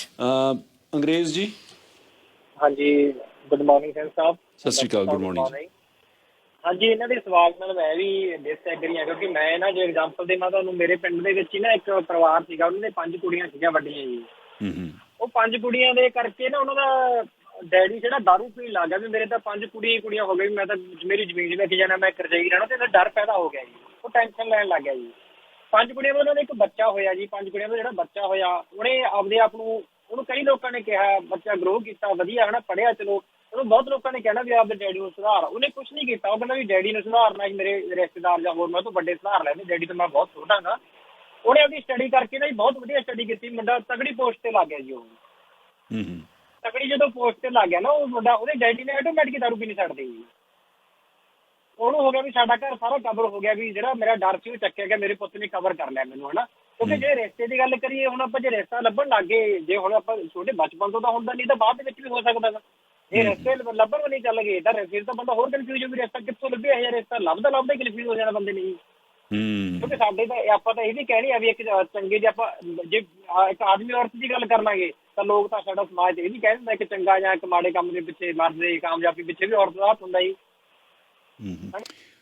ਕਿਉਂਕਿ ਆਮ ਤੌਰ ਤੇ ਜਿਹੜੀ ਐਕਸਪਲੋਇਟੇਸ਼ਨ ਵੀ ਆਈ, ਇਵਨ ਬੰਦਾ ਬੰਦੇ ਨੂੰ ਜਾਂ ਲੇਡੀ ਨੂੰ ਵੀ ਆਪਣੇ ਸਹੇਲੀ ਜਾਂ ਦੋਸਤ ਬਣਾ ਲੈਂਦੇ ਆ, ਉਸ ਸਮੇਂ ਜਿਹੜੀ ਟਰਾਮੇ ਦੀ ਹਾਲਤ ਦੇ ਵਿੱਚ ਤੁਹਾਡੀ ਮਾਨਸਿਕ ਕਮਜ਼ੋਰੀ ਦਾ ਫਾਇਦਾ ਵੀ ਉਠਾ ਲੈਂਦੇ ਕਈ ਲੋਕ। ਉਸ ਸਮੇਂ ਤੁਹਾਨੂੰ ਨਵਾਂ ਰਿਸ਼ਤਾ ਕਾਇਮ ਕਰਨ ਦੀ, ਜਾਂ ਤੁਹਾਨੂੰ ਆਪਣੇ ਮਨ ਦੇ ਵਿੱਚ ਪੂਰਾ ਭਰੋਸਾ ਨਹੀਂ, or you are looking for somebody to lean on, ਫਿਰ ਕਿਤੇ ਐਸਾ ਨਾ ਹੋਏ ਕਿ ਤੁਹਾਡੇ ਕਈ ਲੋਕਾਂ ਨੂੰ ਲੁੱਟਿਆ ਵੀ ਹੈ, ਠੱਗਿਆ ਵੀ ਹੈ, ਕਈਆਂ ਨੂੰ ਕਿਸੇ ਦੀ ਐਕਸਪਲੋਇਟ ਵੀ ਕੀਤਾ। ਜੀ ਹਾਂ ਮਿਸਟਰ ਥਿੰਡ। ਸੋ ਜਦੋਂ ਮੈਂ ਇੱਕ ਰਿਸ਼ਤਾ ਲੱਭਣ ਦੀ, ਮੈਂ ਆਈ ਥਿੰਕ ਜਿਹੜਾ ਕਨਸੈਪਟ ਆ ਉਹ ਮੇ ਬੀ ਅਸੀਂ ਡਿਫਰੈਂਟ ਤਰੀਕੇ ਨਾਲ ਲੈ ਰਹੇ ਹਾਂ। ਹੁੰਦਾ ਕੀ ਕਿ ਜਦੋਂ ਅਸੀਂ ਇੱਕ ਟਰਾਮੇ ਦੇ ਵਿੱਚੋਂ ਗੁਜ਼ਰੇ ਹਾਂ, ਅਸੀਂ ਇੱਕ ਰਿਸ਼ਤਿਆਂ ਦੇ ਵਿੱਚ ਆਪ ਡਿਸਫੰਕਸ਼ਨ ਹੋ ਜਾਂਦੇ ਹਾਂ। ਸਾਡਾ ਇਹ ਮਕਸਦ ਨਹੀਂ ਕਿ ਅਸੀਂ ਉੱਦਾਂ ਦਾ ਰਿਸ਼ਤਾ ਲੱਭਣਾ, ਅਸੀਂ ਆਪ ਵੀ ਬਦਲਣਾ ਆਪਦੇ ਵਿੱਚ ਕੁਛ। ਫੋਰ ਐਗਜ਼ਾਮਪਲ, ਜਿਵੇਂ ਮੈਂ ਤੁਹਾਨੂੰ ਇੱਕ ਬੱਚੇ ਦੀ ਝੂਠ ਵਾਲੀ ਐਗਜ਼ਾਮਪਲ ਦੱਸਦੀ ਹਾਂ। ਉਹਨੂੰ ਲੱਗਦਾ ਕਿ ਜਦੋਂ ਮੈਂ ਝੂਠ ਬੋਲਦਾ ਤੇ ਮੈਂ ਬਚ ਜਾਂਦਾ, ਤੇ ਜਦੋਂ ਮੈਂ ਸੱਚ ਬੋਲੂੰਗਾ ਤੇ ਮੈਂ ਫੜਿਆ ਜਾਊਂਗਾ। ਤੇ ਅੱਜ ਉਹਦਾ ਪਾਰਟਨਰ ਆ ਉਹਦੇ ਕੋਲੇ, ਤੇ ਉਹ ਝੂਠ ਬੋਲ ਰਿਹਾ ਵਾ। ਕਿਉਂਕਿ ਉਹਨੂੰ ਉਹੀ ਉਹਦੇ ਨਰਵਸ ਸਿਸਟਮ ਨੂੰ ਡਰ ਲੱਗ ਰਿਹਾ ਵਾ, ਆਦਤ ਬਣੀ ਵੀ ਆ, ਇਮੋਸ਼ਨਲ ਕੰਡੀਸ਼ਨਿੰਗ ਹੋਈ ਵੀ ਆ। ਐਂਡ ਤੁਸੀਂ ਦੇਖੋ ਕਿ ਇੱਥੇ ਹੁਣ ਜੇ ਪਾਰਟਨਰ ਨੂੰ ਬਦਲਣ ਦੀ ਲੋੜ ਆ ਜਾਂ ਉਹਨੂੰ ਬਦਲਣ ਦੀ ਲੋੜ ਆ, ਕਿਉਂਕਿ ਆਪ ਨਹੀਂ ਉਹ ਸੱਚ ਦੱਸ ਕੇ ਉਹ ਸੇਫ ਨਹੀਂ ਫੀਲ ਕਰ ਰਿਹਾ, ਉਹ ਕੰਫਰਟੇਬਲ ਨਹੀਂ ਫੀਲ ਕਰ ਰਿਹਾ ਸੱਚ ਦੱਸ ਕੇ। ਕਿਉਂਕਿ ਇੰਨੇ ਸਾਲ ਉਹਨੂੰ ਡਰ ਲੱਗਦਾ ਰਿਹਾ। ਸੋ ਆਈ ਮੀਨ ਜੇ ਕਾਉਂਸਲਿੰਗ ਦੇ ਦੌਰਾਨ ਉਹ ਦੱਸੇ ਤਾਂ ਉਹਨੂੰ ਆਪਦੇ ਵਿੱਚ ਰਹੂਗਾ ਕਿ ਮੈਂ ਇੱਕ ਉਹ ਜਿਹੇ ਰਿਸ਼ਤੇ 'ਚ ਸੱਚ ਦੱਸਾਂ ਜਿੱਥੇ ਮੈਨੂੰ ਮੂਹਰੋਂ ਝਿੜਕਣਾ ਪਵੇ। ਬਣਾਏ ਹੋਏ ਰਿਸ਼ਤੇ ਤੋਂ ਕਰ ਲੂਗਾ ਚੇਂਜ, ਪਰ ਜੇ ਮਾਂ ਪਿਓ ਹੀ ਸ਼ੱਕ ਕਰੀ ਜਾਂਦੇ ਆ, ਤੂੰ ਕਿੱਥੋਂ ਆਇਆ, ਕਿੱਥੇ ਜਾ, ਉਹਦੇ ਭਰੋਸਾ ਹੀ ਨਹੀਂ ਕਰ ਰਹੇ, ਉਹਨੂੰ ਉਹਦਾ ਜਿਉਣਾ ਹਰਾਮ ਕੀਤਾ ਪਿਆ, ਕਿਉਂਕਿ ਉਹ ਇੱਕੋ ਇੱਕ ਬੱਚਾ ਉਹਨਾਂ ਦਾ, ਉਹ ਵੀ ਆਪਣੀ ਥਾਂ 'ਤੇ ਠੀਕ ਨੇ ਔਰ ਇਨਸਿਕਿਉਰ ਨੇ, ਪ੍ਰੋਟੈਕਟ ਕਰਨਾ ਚਾਹੁੰਦੇ, ਓਵਰ ਪ੍ਰੋਟੈਕਟਿਵ ਨੇ, ਔਰ ਉਹ ਅੱਕ ਗਿਆ, ਮੇਰੀ ਤਾਂ ਸਪੇਸ ਹੀ ਖਤਮ, ਮੇਰੀ ਤਾਂ ਆਜ਼ਾਦੀ ਖਤਮ ਆ, ਇਹਨਾਂ ਨੇ ਤਾਂ ਮੇਰਾ ਜਿਉਣਾ ਮੁਹਾਲ ਕਰਤਾ, ਮੇਰੇ ਮਾਂ ਪਿਓ ਚੰਗੇ ਆਏ। ਹੁਣ ਇਸ ਹਿਸਾਬ ਦੇ ਨਾਲ ਤੁਸੀਂ ਆਪਣੇ ਮਾਤਾ ਪਿਤਾ ਦਾ ਜਿਹੜਾ ਕੁਦਰਤੀ ਰਿਸ਼ਤਾ, ਉਹਨੂੰ ਕਿਵੇਂ ਡਰੋਪ ਕਰੋਗੇ? ਸੋ ਦੇਖੋ, ਰਿਸ਼ਤੇ ਨੂੰ ਡਰੋਪ ਨਹੀਂ ਕਰਨਾ। ਜਿਵੇਂ ਮਿਸਟਰ ਥਿੰਡ ਸਭ ਤੋਂ ਪਹਿਲੇ ਕਾਲਰ ਨੇ ਐਕਚੁਅਲੀ ਬਹੁਤ ਵਧੀਆ ਕੀਤੀ ਸੀ। ਸਾਡਾ ਮਕਸਦ ਅਸੀਂ ਕਹਾਣੀ ਨੂੰ ਪੜ੍ਹਨਾ ਵੀ ਇਹਦੇ ਪਿੱਛੇ ਕਹਾਣੀ ਕੀ ਸੀ। ਅਸੀਂ ਕਿਸੇ ਦਾ ਬਿਹੇਵੀਅਰ, ਫੋਰ ਐਗਜ਼ਾਮਪਲ ਇੱਕ ਝੂਠ ਵਾਲੇ ਇਨਸਾਨ ਨੂੰ ਦੇਖ ਕੇ ਇਹ ਕਹੀਏ ਕਿ ਨਹੀਂ ਇਹ ਤਾਂ ਝੂਠਾ ਵਾ, ਪਰ ਜੇ ਅਸੀਂ ਉਹਦੀ ਸਟੋਰੀ ਦੇ ਪਿੱਛੇ ਜਾਈਏ ਵੀ ਉਹਨੂੰ ਇਹੋ ਜਿਹਾ ਬਣਾਇਆ ਕਿਸ ਚੀਜ਼ ਨੇ, ਤੇ ਸਾਡੀ ਮਾਨਸਿਕ ਦਿਸ਼ਾ ਉਸ ਆਦਮੀ ਤੇ ਸਾਨੂੰ ਤਰਸ ਆਉਣ ਲੱਗ ਜਾਊਗਾ। ਰਾਈਟ। ਸੋ ਸਾਡਾ ਇਸ ਟਰਾਮਾ ਜਿਹੜਾ ਐਪੀਸੋਡ ਕਰਨ ਦਾ ਮਤਲਬ ਹੈ ਕਿ ਅਸੀਂ ਉਸ ਦੇ ਪਿੱਛੇ ਬੈਠੀ ਕਹਾਣੀ ਨੂੰ ਫੜੀਏ, ਜਾਂ ਅਸੀਂ ਇਨਸਾਨ ਨੂੰ ਬਲੇਮ, ਜਾਂ ਇਹਦਾ ਮਤਲਬ ਇਹ ਨਹੀਂ ਕਿ ਤੁਸੀਂ ਐਕਸਕਿਊਜ਼ ਯੂਜ਼ ਕਰ ਸਕਦੇ ਹੋ ਕਿ ਨਹੀਂ ਮੇਰੇ ਤਾਂ ਮਾਂ ਬਾਪ ਐਂ ਕਰਦੇ ਸੀ, ਮੈਨੂੰ ਝੂਠ ਬੋਲਣਾ ਤੇ ਮੈਂ ਤਾਂ ਨਹੀਂ ਕਰ ਸਕਦਾ ਹੁਣ। ਕਈ ਵਾਰ ਜਦੋਂ ਮੈਂ ਕਹਿੰਦੇ ਐਕਸਕਿਊਜ਼ ਨਹੀਂ ਅਸੀਂ ਬਣਾਉਣਾ, ਅਸੀਂ ਐਕਸਪਲੇਨੇਸ਼ਨ ਹੈ ਕਿ ਹਾਂ ਮੇਰੇ ਨਾਲ ਇਹ ਚੀਜ਼ ਹੋਈ ਸੀ ਤੇ ਤਾਂ ਮੈਂ ਹੋਈ। ਫੋਰ ਐਗਜ਼ਾਮਪਲ ਜਿਹੜੇ ਪਹਿਲੇ ਕਾਲਰ ਸੀ ਮਿਸਟਰ ਥਿੰਡ, ਉਹਨਾਂ ਨੇ ਆਪਦੇ ਪੇਰੈਂਟਸ ਦੀ ਹਿਸਟਰੀ ਦੇ ਵਿੱਚ ਐਕਚੁਅਲੀ ਬਹੁਤ ਵਧੀਆ ਚੀਜ਼, ਉਹਨਾਂ ਨੇ ਆਪਦੇ ਪੇਰੈਂਟਸ ਦੀ ਹਿਸਟਰੀ ਦੇ ਵਿੱਚ ਗਏ ਤੇ ਉਹਨਾਂ ਨੂੰ ਇਹ ਪਤਾ ਲੱਗਿਆ ਕਿ ਉਹਨਾਂ ਦਾ ਫਾਦਰ ਇੱਦਾਂ ਕਿਉਂ ਐਕਟ ਕਰਦਾ ਸੀ। ਐਂਡ ਇਹ ਬਹੁਤ ਪ੍ਰੋਫਾਊਂਡ ਚੀਜ਼ ਆ, ਬਹੁਤ ਔਖਾ ਵਾ। ਐਂਡ ਹੁਣ ਸ਼ਾਇਦ ਆਲਰੇਡੀ ਆਪਦੇ ਫਾਦਰ ਨੂੰ ਇੱਕ ਵੱਖਰੀ ਨਜ਼ਰ ਨਾਲ ਦੇਖਦੇ ਆ, ਕਿਉਂਕਿ ਉਹਨਾਂ ਦਾ ਫਾਦਰ ਵੀ ਇੱਦਾਂ ਹੀ ਕਰਦਾ ਸੀ ਉਹਨਾਂ ਨਾਲ। ਦਲਦੀਪ ਜੀ, ਸਤਿ ਸ਼੍ਰੀ ਅਕਾਲ ਸੈਨ ਸਾਹਿਬ ਤੇ ਸਤਿ ਸ਼੍ਰੀ ਅਕਾਲ ਤੁਹਾਡੇ ਗੈਸਟ ਨੂੰ ਵੀ। ਸਤਿ ਸ਼੍ਰੀ ਅਕਾਲ ਸਤਿ ਸ਼੍ਰੀ ਜੀ। ਅਕਾਲ ਜੀ। ਬਹੁਤ ਵਧੀਆ ਟੌਪਿਕ ਤੁਸੀਂ ਹਮੇਸ਼ਾ ਲੈ ਕੇ ਆਉਂਦੇ ਹੋ ਐਂਡ ਆਪਣੀ ਕਮਿਊਨਿਟੀ ਨੂੰ ਬਹੁਤ ਜ਼ਿਆਦਾ ਇਹਦੀ ਲੋੜ ਹੈਗੀ ਹੈ, so thank you so much for that. Thanks. ਜਿਹੜੀ ਤੁਸੀਂ ਮੈਡਮ ਜਿਹੜੀਆਂ ਟਰਮਸ ਯੂਜ਼ ਕਰ ਰਹੇ ਨੇ, emotionally available and all that, I completely agree ਤੇ ਮੈਂ ਬਹੁਤ ਖੁਸ਼ ਹਾਂ ਕਿ ਇਹਦੇ ਬਾਰੇ ਆਪਾਂ ਇੰਨੀ ਗੱਲਬਾਤ ਕਰ ਰਹੇ ਹਾਂ। ਮੈਂ 2-3 ਚੀਜ਼ਾਂ ਕਹਿਣੀਆਂ ਸੀ ਛੋਟੀਆਂ-ਛੋਟੀਆਂ। ਪਹਿਲੀ ਗੱਲ, ਇੱਕ ਜਿਹੜੇ ਕਾਲਰ ਨੇ ਜਿਵੇਂ ਉਹ ਪੁੱਛਿਆ ਸੀਗਾ ਕਿ ਇੱਕ ਬੱਚਾ ਜੇ ਅਬਿਊਜ਼ਿਵ ਫੈਮਿਲੀ 'ਚ ਹੈ ਉਹ ਸਟਰੋਂਗ ਹੋਊਗਾ ਕਿ ਇੱਕ ਕਾਮਰ ਮੋਰ ਨਰਿਸ਼ਿੰਗ ਫੈਮਿਲੀ 'ਚੋਂ ਆਇਆ। ਤੇ ਅਗੇਨ ਗੁਰਬਾਣੀ ਦਾ ਵੀ ਕੋਟ ਜਿਵੇਂ ਤੁਸੀਂ ਦਿੱਤਾ, ਮੈਨੂੰ ਪਰਸਨਲੀ ਜੋ ਲੱਗਦਾ ਹੈਗਾ, ਜੋ ਮੈਡਮ ਕਹਿ ਰਹੇ ਨੇ, ਦੈਟਸ ਐਬਸੋਲਿਊਟਲੀ ਰਾਈਟ। ਕਿਸੇ ਬੱਚੇ ਨੂੰ ਜੇ ਦੁੱਖ ਮਿਲਣਾ, ਦੁੱਖ ਸਾਰਿਆਂ ਦੀ ਲਾਈਫ 'ਚ ਆਉਂਦੇ ਨੇ, ਚੈਲੰਜਿਸ ਸਾਰਿਆਂ ਦੀ ਲਾਈਫ 'ਚ ਆਉਂਦੇ। ਚੈਲੰਜਿਸ ਇੱਕ ਆਪਾਂ ਨੂੰ ਓਪਰਚੁਨਿਟੀ ਦਿੰਦਾ ਗਰੋਥ ਲਈ, ਪਰ ਜਦੋਂ ਆਪਾਂ ਆਪਣੇ ਬ੍ਰੇਨ ਡਿਵੈਲਪ ਨਹੀਂ ਹੁੰਦੇ ਹੈਗੇ, ਉਦੋਂ ਆਪਾਂ ਨੂੰ ਆਪਣੇ ਪੇਰੈਂਟਸ ਜਿਹੜੇ ਆਪਣੇ ਕਲੋਜ਼ੈਸਟ, ਆਪਾਂ ਜਿਨ੍ਹਾਂ ਨਾਲ ਸੇਫੈਸਟ ਫੀਲ ਕਰਦੇ ਹਾਂ, ਜੇ ਆਪਣੇ ਲਈ ਉਹ ਇਮੋਸ਼ਨਲੀ ਅਵੇਲੇਬਲ ਹੋਣ, ਆਪਾਂ ਉਸ ਟਾਈਮ 'ਤੇ ਜੇ ਚੈਲੰਜ ਦੇ ਡਿਊਰਿੰਗ ਉਹ 'ਚੋਂ ਨਿਕਲੀਏ, ਉਹ ਜਿਹੜੀ ਪਰਸਨੈਲਿਟੀ ਬਣ ਕੇ ਆਊਗੀ, ਉਹ ਐਬਿਊਸਿਵ ਫੈਮਿਲੀ 'ਚੋਂ ਨਹੀਂ ਆ ਸਕਦੀ। ਅਗੇਨ ਜਿਹੜਾ ਔਨ ਸਰਫੇਸ ਆਪਾਂ ਦੇਖਦੇ ਹਾਂ, ਹੁਣ ਜਿਵੇਂ ਇੱਕ ਹੋਰ ਕਾਲਰ ਨੇ ਐਗਜ਼ਾਮਪਲ ਦਿੱਤਾ ਕਿ ਉਹ ਫੈਮਿਲੀ ਵਿੱਚ ਏਦਾਂ ਹੋਇਆ ਤੇ ਬਾਅਦ 'ਚ ਉਹਦੇ ਫਾਦਰ ਨੇ ਡਰਿੰਕ ਕਰਨਾ ਛੱਡਤਾ, ਉਹ ਬੱਚਾ ਹਾਈ ਪੋਸਟ 'ਤੇ ਪਹੁੰਚ ਗਿਆ। ਯੂ ਡੋਂਟ ਨੋ, ਤੁਸੀਂ ਔਨ ਸਰਫੇਸ ਦੇਖ ਰਹੇ ਹੋ ਉਹਨਾਂ ਨੂੰ, ਤੁਹਾਨੂੰ ਉਹ ਬੱਚੇ ਦੀ ਉਹ ਹੁਣ ਅਡਲਟ ਹੋ ਕੇ ਦੀ ਕੀ ਮਾਨਸਿਕਤਾ ਬਣੀ ਹੈ, ਵੀ ਡੋਂਟ ਨੋ। ਆਪਣੀ ਕੰਟਰੀ ਵਿੱਚ, ਆਪਣੀ ਕਮਿਊਨਿਟੀ ਵਿੱਚ ਇਟਸ ਸੱਚ ਅ ਟੈਬੂ ਕਿ ਇਹਦੇ ਬਾਰੇ ਗੱਲ ਨਹੀਂ ਹੁੰਦੀ ਹੈਗੀ। ਤੇ this is one thing I wanted to say. ਦੂਜਾ, ਆਪਾਂ ਕਹਿੰਦੇ ਹਾਂ ਕਿ ਇੰਡੀਆ 'ਚ ਆਪਾਂ ਇਹਦੇ ਬਾਰੇ ਗੱਲ ਨਹੀਂ ਹੋਈ। ਆਪਣੀ ਪੈਰੈਂਟਿੰਗ ਬੜੀ ਡਿਫਰੈਂਟ ਸੀਗੀ ਉੱਥੇ, ਤੇ ਹੁਣ ਇੱਥੇ ਬਹੁਤ ਡਿਫਰੈਂਟ ਹੈਗੀ ਹੈ। ਹੁਣ ਆਪਾਂ ਨੂੰ ਬੱਚਿਆਂ ਨੂੰ ਇੰਨਾ ਇੰਗੇਜ ਰੱਖਣਾ ਪੈਂਦਾ ਹੈ, ਇੰਨਾ ਐਂਟਰਟੇਨਡ, ਇੰਨਾ ਇਮੋਸ਼ਨਲੀ ਅਵੇਲੇਬਲ ਹੋਣਾ ਪੈਂਦਾ ਕਿ ਆਪਾਂ ਨੂੰ ਆਪਣੀ ਪਰਸਨੈਲਿਟੀ ਬਹੁਤ ਸਟਰੋਂਗ ਕਰਨੀ ਪੈਂਦੀ ਹੈ। ਤੇ ਇੱਕ ਮੈਂ ਬੜਾ ਪਾਵਰਫੁਲ ਕੋਟ ਰੀਸੈਂਟਲੀ ਸੁਣਿਆ, ਜਿਹਦੇ ਨਾਲ ਮੈਨੂੰ ਥੋੜਾ ਪੀਸ ਆਫ ਮਾਈਂਡ ਵੀ ਮਿਲਿਆ ਕਿ ਤੁਸੀਂ ਬੱਚਿਆਂ ਨੂੰ ਅੱਜ ਚਾਈਲਡਹੁੱਡ ਵਧੀਆ ਦਿਓ, ਤੁਸੀਂ ਅੱਜ ਉਹਨਾਂ ਨੂੰ ਵਧੀਆ ਨਰਿਸ਼ ਕਰੋ, ਇਮੋਸ਼ਨਲੀ ਅਵੇਲੇਬਲ ਹੋਵੋ, ਉਹਨਾਂ ਦੇ ਕੈਰੈਕਟਰ ਨੂੰ ਇੰਨਾ ਸਟਰੋਂਗ ਕਰੋ ਤੇ ਉਹਨਾਂ ਦਾ ਫਿਊਚਰ ਆਪੇ ਹੀ ਚੰਗਾ ਹੋ ਜਾਊਗਾ। So I think it's very critical for our community and thank you for spreading the message. Thank you ji. ਜੀ, ਮੇਰੇ ਨਾਲ ਪਲਵਿੰਦਰ ਗਿੱਲ ਜੀ ਗੱਲਬਾਤ ਕਰ ਰਹੇ ਨੇ ਟਰਾਮਾ ਦੇ ਬਾਰੇ 'ਚ। ਇੱਕ ਟੈਕਸਟ ਮੈਸੇਜ ਆਇਆ ਪਲਵਿੰਦਰ ਜੀ ਕਿ ਮੇਰੀ ਬੇਟੀ 10 ਸਾਲ ਦੀ ਆ ਅਤੇ ਜਦੋਂ 2.5 ਸਾਲ ਦੀ ਸੀ ਉਸਦੇ ਪਿਤਾ ਜੀ ਛੱਡ ਗਏ ਸਨ ਅਤੇ ਇਮੋਸ਼ਨਲ ਸਪੋਰਟ ਉਸ ਨੂੰ ਮੈਂ ਜਿੰਨੀ ਦੇਣੀ ਚਾਹੀ ਦਿੱਤੀ ਅਤੇ ਹੁਣ ਉਹ ਕਿਸੇ ਨੂੰ ਵਿਸ਼ਵਾਸ ਨਹੀਂ ਕਰਦੀ। ਮੇਰੇ ਨਾਲ ਵੀ ਗੱਲ ਤਾਂ ਕਰਦੀ ਹੈ ਪਰ ਉਹ ਹਮੇਸ਼ਾ ਇਸ ਗੱਲ ਤੋਂ ਫਿਕਰਮੰਦ ਰਹਿੰਦੀ ਆ ਕਿ ਮੈਂ ਵੀ ਉਹਨੂੰ ਉਹਦੇ ਡੈਡੀ ਦੀ ਤਰ੍ਹਾਂ ਛੱਡ ਜਾਵਾਂਗੀ। ਸੋ ਮੈਨੂੰ ਕੀ ਕਰਨਾ ਚਾਹੀਦਾ ਬੱਚੇ ਦੀ ਐਂਗਜ਼ਾਇਟੀ ਨਾਲ ਡੀਲ ਕਰਨ ਲਈ, ਜੀ ਤਾਂ ਕਿ ਮੈਂ ਹਾਂ, ਉਹਦਾ ਟਰਸਟ ਜਿੱਤ ਸਕਾਂ? ਜੀ ਹਾਂ। ਸੋ ਜਿਵੇਂ ਉਹਨਾਂ ਨੇ ਕਿਹਾਗਾ ਕਿ ਬਿਕਾਜ਼ ਐਂਡ ਉਸ ਉਹਨਾਂ ਦੇ ਫਾਦਰ ਦੀ ਲਾਈਫ ਤੋਂ ਪਹਿਲਾਂ ਜਾਣ ਤੋਂ ਵੀ ਆਈ ਥਿੰਕ ਜੇ ਉਹਨਾਂ ਦੀ ਇੱਕ ਸੈਪਰੇਸ਼ਨ ਹੋਈ ਹੈ ਤੇ ਤੁਸੀਂ ਦੇਖ ਸਕਦੇ ਹੋ ਕਿ ਉਹ ਰਿਸ਼ਤਾ ਖਰਾਬ ਰਿਹਾ ਹੋਊਗਾ, ਜਿਹੜਾ ਕਿ ਬੱਚੇ ਨੂੰ ਉਸ ਤੋਂ ਪਹਿਲਾਂ ਵੀ ਇੱਕ ਟਰਾਮਾ ਫੀਲ ਹੋਇਆ ਹੋਊਗਾ ਜੇ ਉਹਨਾਂ ਦੇ ਫਾਦਰ ਇੱਕ ਸੈਪਰੇਸ਼ਨ ਦੇ ਥਰੂ ਗਏ ਆ। ਸੋ ਆਈ ਥਿੰਕ ਜਿਵੇਂ ਲੋਸਟ ਆਈ ਮੀਨ ਜਾਂ ਮੇਬੀ ਜਾਂ ਜੇ ਡੈਥ ਹੋਈ ਹੋਊਗੀ ਤਾਂ ਉਦੋਂ ਵੀ ਜ਼ਿਆਦਾ ਭਿਆਨਕ ਹੋ ਸਕਦਾ ਵਾ। ਸੋ ਜੀ ਹਾਂ, ਉਹਨਾਂ ਦੀ ਜਿਹੜੀ ਐਂਗਜ਼ਾਇਟੀ ਆ ਐਂਡ ਜਿਹੜਾ ਉਹ ਇੱਕ ਜਾਇਜ਼ ਆ, ਉਹ ਇੱਕ ਜਿਸ ਨੂੰ ਵੈਲੀਡੇਟ ਕਰੀਏ ਕਿ ਉਹਦਾ ਡਰਨਾ ਇੱਕ ਜਾਇਜ਼ ਆ। ਇਟ ਮੇਕ ਸੈਂਸ ਕਿ ਜਦੋਂ ਤੁਸੀਂ ਇੱਕ ਪੇਰੈਂਟ ਲੂਜ਼ ਕਰ ਸਕਦੇ ਹੋ ਐਂਡ ਇੱਕ ਬੱਚੇ ਦੀ ਮਾਨਸਿਕਤਾ ਦੇ ਲੈਵਲ 'ਤੇ ਉਹਨੂੰ ਲੱਗਦਾ ਕਿ ਉਹ ਦੂਜਾ ਵੀ ਲੂਜ਼ ਕਰ ਚੁੱਕੀ। ਐਂਡ ਤੁਸੀਂ ਦੇਖੋ ਕਿ ਇਹੀ ਬੱਚਾ 25 ਸਾਲ ਦਾ ਜਾ ਕੇ ਕਿਸੇ ਨਾਲ ਰਿਲੇਸ਼ਨਸ਼ਿਪ 'ਚ ਹੋਵੇ ਤੇ ਕਵੇ ਕਿ ਇਹ ਵੀ ਮੈਨੂੰ ਛੱਡ ਜੂਗਾ, ਇਨਸਿਕਿਉਰਿਟੀ ਹੋ ਜਾਏਗੀ। ਰਾਈਟ। ਐਂਡ ਹੁਣ ਤੁਸੀਂ ਦੇਖੋ ਕਿ ਆਪਾਂ ਕਹੀਏ ਕਿ ਚਾਈਲਡਹੁੱਡ ਦਾ ਕੀ ਲੈਣਾ ਦੇਣਾ ਉਹਦੇ ਨਾਲ, ਪਰ ਮਾਨਸਿਕਤਾ ਤੇ ਉਹ ਬੇਵਿਸ਼ਵਾਸੀ ਬਣ ਗਈ ਹੈ ਤੁਹਾਡੇ। ਫਿਰ ਉਹ ਕਈ ਵਾਰੀ ਪੁੱਛਦੇ ਰਹਿੰਦੇ ਕਿੱਥੋਂ ਆਇਆ, ਫਿਰ ਕਿੱਥੇ ਚੱਲਿਆ, ਐਗਜ਼ੈਕਟਲੀ। ਐਂਡ ਇੰਨਾ ਚਿਰ ਲੇਟ ਕਿਉਂ ਹੋ ਸਕਦਾ ਸੀ ਇਸ ਡਰ ਦੇ ਵਿੱਚ ਵੀ ਕੋਈ ਮੈਨੂੰ ਛੱਡ ਜੇ, ਅਸੀਂ ਪਹਿਲਾਂ ਹੀ ਛੱਡ ਜੀ ਉਹਨੂੰ। ਅੱਛਾ, ਇੱਦਾਂ ਵੀ ਹੋ ਸਕਦਾ ਨਾ, ਇਨਸਿਕਿਉਰਿਟੀ ਜੋ ਤੁਹਾਨੂੰ ਲੱਗਦਾ ਕਿ ਦੂਸਰਾ ਇਨਸਾਨ ਮੈਨੂੰ ਛੱਡ ਜੂਗਾ ਤੇ ਅਸੀਂ ਉਹਨੂੰ ਪਹਿਲਾਂ ਹੀ ਛੱਡ ਦਿੰਦੇ ਵੀ ਉਹਨੇ ਤਾਂ ਛੱਡ ਹੀ ਜਾਣਾ ਵਾ, ਰਾਈਟ। ਸੋ ਸਾਡੀ ਬੇਵਿਸ਼ਵਾਸੀ ਰਿਸ਼ਤਿਆਂ 'ਚ ਕਿੰਨੀ ਵੱਧ ਜਾਂਦੀ ਹੈ। ਹੋ ਸਕਦਾ ਉਹ ਰਿਸ਼ਤੇ 'ਚ ਰਹਿਣ ਵੀ ਫਿਰ ਵੀ ਬੇਵਿਸ਼ਵਾਸੀ 'ਚ ਰਹਿਣ, ਰਾਈਟ। ਸੋ ਅੱਜ ਜਿਹੜੀ ਮਿਸਟਰ ਤਿੰਨ ਐਂਡ ਮੈਂ ਉਹਨਾਂ ਨੂੰ ਕਹੂੰਗੀ ਕਿ ਜਿਵੇਂ ਉਹਨਾਂ ਦੀ ਸਿਚੁਏਸ਼ਨ ਲੱਗਦੀ ਹੈ, ਥੋੜਾ ਇੱਕ ਕਾਉਂਸਲਿੰਗ ਸੈਸ਼ਨ ਲੈਣ, ਉਹਦੇ ਵਿੱਚ ਉਹਨਾਂ ਨੂੰ ਉਹਨਾਂ ਦੀ ਬੇਟੀ ਨਾਲ ਇਮੋਸ਼ਨਲੀ ਟਿਊਨਮੈਂਟ ਕਰਨਾ ਹੋਊਗਾ। ਬਿਕਾਜ਼ ਲੱਗਦਾ ਐਵੇਂ ਕਿ ਉਹ ਆਪ ਵੀ ਹਜੇ ਬਹੁਤ ਜ਼ਿਆਦਾ ਐਂਕਸ਼ੀਅਸ ਨੇ, ਆਪ ਵੀ ਉਹ ਮਾਨਸਿਕ ਤੌਰ 'ਤੇ ਸਫਰ ਕਰ ਰਹੇ ਨੇ। ਐਂਡ ਜਦੋਂ ਤੁਸੀਂ ਮਾਨਸਿਕ ਤੌਰ 'ਤੇ ਸਫਰ ਕਰਦੇ, ਸਾਡੇ ਲਈ ਦੂਸਰੇ ਬੱਚੇ ਨੂੰ ਸਪੋਰਟ ਕਰਨਾ ਔਖਾ ਹੁੰਦਾ। ਅੱਜ ਮਿਸਟਰ ਤਿੰਨ ਅਸੀਂ ਜਿਹੜੀ ਟਰਾਮੇ ਦੀ ਗੱਲ ਕਰਦੇ ਹਾਂ, ਅਕਸਰ ਸਾਡੇ ਕਲਚਰ ਦੇ ਵਿੱਚ ਨਾ ਅਸੀਂ ਲੋਕਾਂ ਨੂੰ ਬਾਹਰੋਂ ਜੱਜ ਕਰਦੇ। ਫੋਰ ਐਗਜ਼ਾਮਪਲ, ਜੇ ਕੋਈ ਕੰਮ ਬਹੁਤ ਕਰ ਰਿਹਾ, ਜੇ ਕੋਈ ਪੈਸਾ ਬਹੁਤ ਬਣਾ ਰਿਹਾ, ਅਸੀਂ ਕਹਿੰਦੇ ਇਹਦੀ ਮਾਨਸਿਕ ਸਿਹਤ ਨੂੰ ਕੀ ਆ, ਇਹ ਤਾਂ ਠੀਕ ਹੀ ਆ। ਅਸੀਂ ਉਸ ਚੀਜ਼ ਤੋਂ ਜੱਜ ਕਰਦੇ ਹਾਂ ਨਾ, ਅਸੀਂ ਬਾਹਰਲੀ ਚੀਜ਼ ਤੋਂ, ਉਹਦਾ ਘਰ ਕਿੱਡਾ ਵੱਡਾ, ਉਹਦੀ ਕਾਰ ਕਿੱਡੀ ਵੱਡੀ ਆ। ਪਰ ਅੱਜ ਅਸੀਂ ਸਾਡੇ ਟਰੋਮੇ ਦਾ ਮਤਲਬ ਇਹ ਹੈ ਕਿ ਅਸੀਂ ਕਿਸੇ ਦੀ ਮਾਨਸਿਕਤਾ ਨੂੰ ਪੜ੍ਹਨਾ ਵਾ, ਐਂਡ ਮਾਨਸਿਕਤਾ ਬਹੁਤ ਵੱਖਰੀ ਹੋ ਸਕਦੀ ਬਾਹਰਲੀ ਦੇਸ਼ਾਂ ਦੇ ਨਾਲੋਂ। ਸੋ ਆਈ ਹੋਪ ਕਿ ਇਹ ਜਿਹੜਾ ਟੌਪਿਕ ਹੈ, ਮੈਨੂੰ ਪਤਾ ਥੋੜਾ ਵੱਡਾ topic ਆ ਬਹੁਤ ਵੱਡਾ ਟੌਪਿਕ, ਐਂਡ ਹੋ ਸਕਦਾ ਮੇ ਬੀ ਅਗਲੇ ਮੰਥ ਅਸੀਂ ਅਗਲਾ ਮੰਥ ਵੀ ਅਸੀਂ ਕੋਸ਼ਿਸ਼ ਕਰਾਂਗੇ ਇਹਦੀ ਕਰਨੇ। ਪਰ ਸਾਡਾ ਮਕਸਦ ਇਸ ਐਪੀਸੋਡ ਦਾ ਇਹ ਸੀਗੀ ਕਿ ਅਸੀਂ ਮਾਨਸਿਕਤਾ ਨੂੰ ਦੇਖੀਏ। ਜਿਹੜਾ ਬੱਚਾ 5 ਸਾਲ ਦੀ ਏਜ ਦੇ ਵਿੱਚ ਕੰਮ ਕਰਨ ਲੱਗ ਗਿਆ ਨਾ, ਜੋ 50 ਸਾਲ ਦੀ ਏਜ ਦੇ ਵਿੱਚ ਥੱਕ ਤਾਂ ਨਹੀਂ ਗਿਆ ਕਿਤੇ। ਐਂਡ ਜਿਵੇਂ ਤੁਸੀਂ ਕਹਿੰਦੇ ਝੂਠ ਬੋਲਣਾ ਜਾਂ ਹੋਰ ਵੀ ਇੱਕ ਤਰੀਕੇ ਨਾਲ, ਫੋਰ ਐਗਜ਼ਾਮਪਲ ਹਰ ਚੀਜ਼ ਤੇ ਯੈਸ ਕਹਿਣਾ, ਕਿਉਂਕਿ ਜੇ ਛੋਟੇ ਬੱਚੇ ਨੂੰ ਜਦੋਂ ਨੋ ਕਹਿੰਦੇ ਸੀ ਉਹਨਾਂ ਨੂੰ ਪੇਰੈਂਟ ਤੋਂ ਝਿੜਕ ਮਿਲਦੀ ਸੀ, ਫਿਰ ਉਹਨਾਂ ਨੇ ਕੀ ਡਿਵੈਲਪ ਕੀਤਾ ਕੋਪਿੰਗ ਮੈਕੈਨਿਜ਼ਮ ਕਿ ਹੁਣ ਮੈਂ ਹਰ ਨੂੰ ਹਾਂ ਕਹਿਣੀ ਆ। ਤੇ ਅੱਜ ਉਹ 40 ਸਾਲ ਦੇ ਹੋ ਚੁੱਕੇ ਤੇ ਉਹ ਕਹਿੰਦੇ ਮੇਰੇ ਨਾਂ ਹੀ ਨਹੀਂ ਨਿਕਲਦੀ ਮੂੰਹ ਚੋਂ। ਇਹ ਵੀ ਡਿਸਆਰਡਰ ਆ।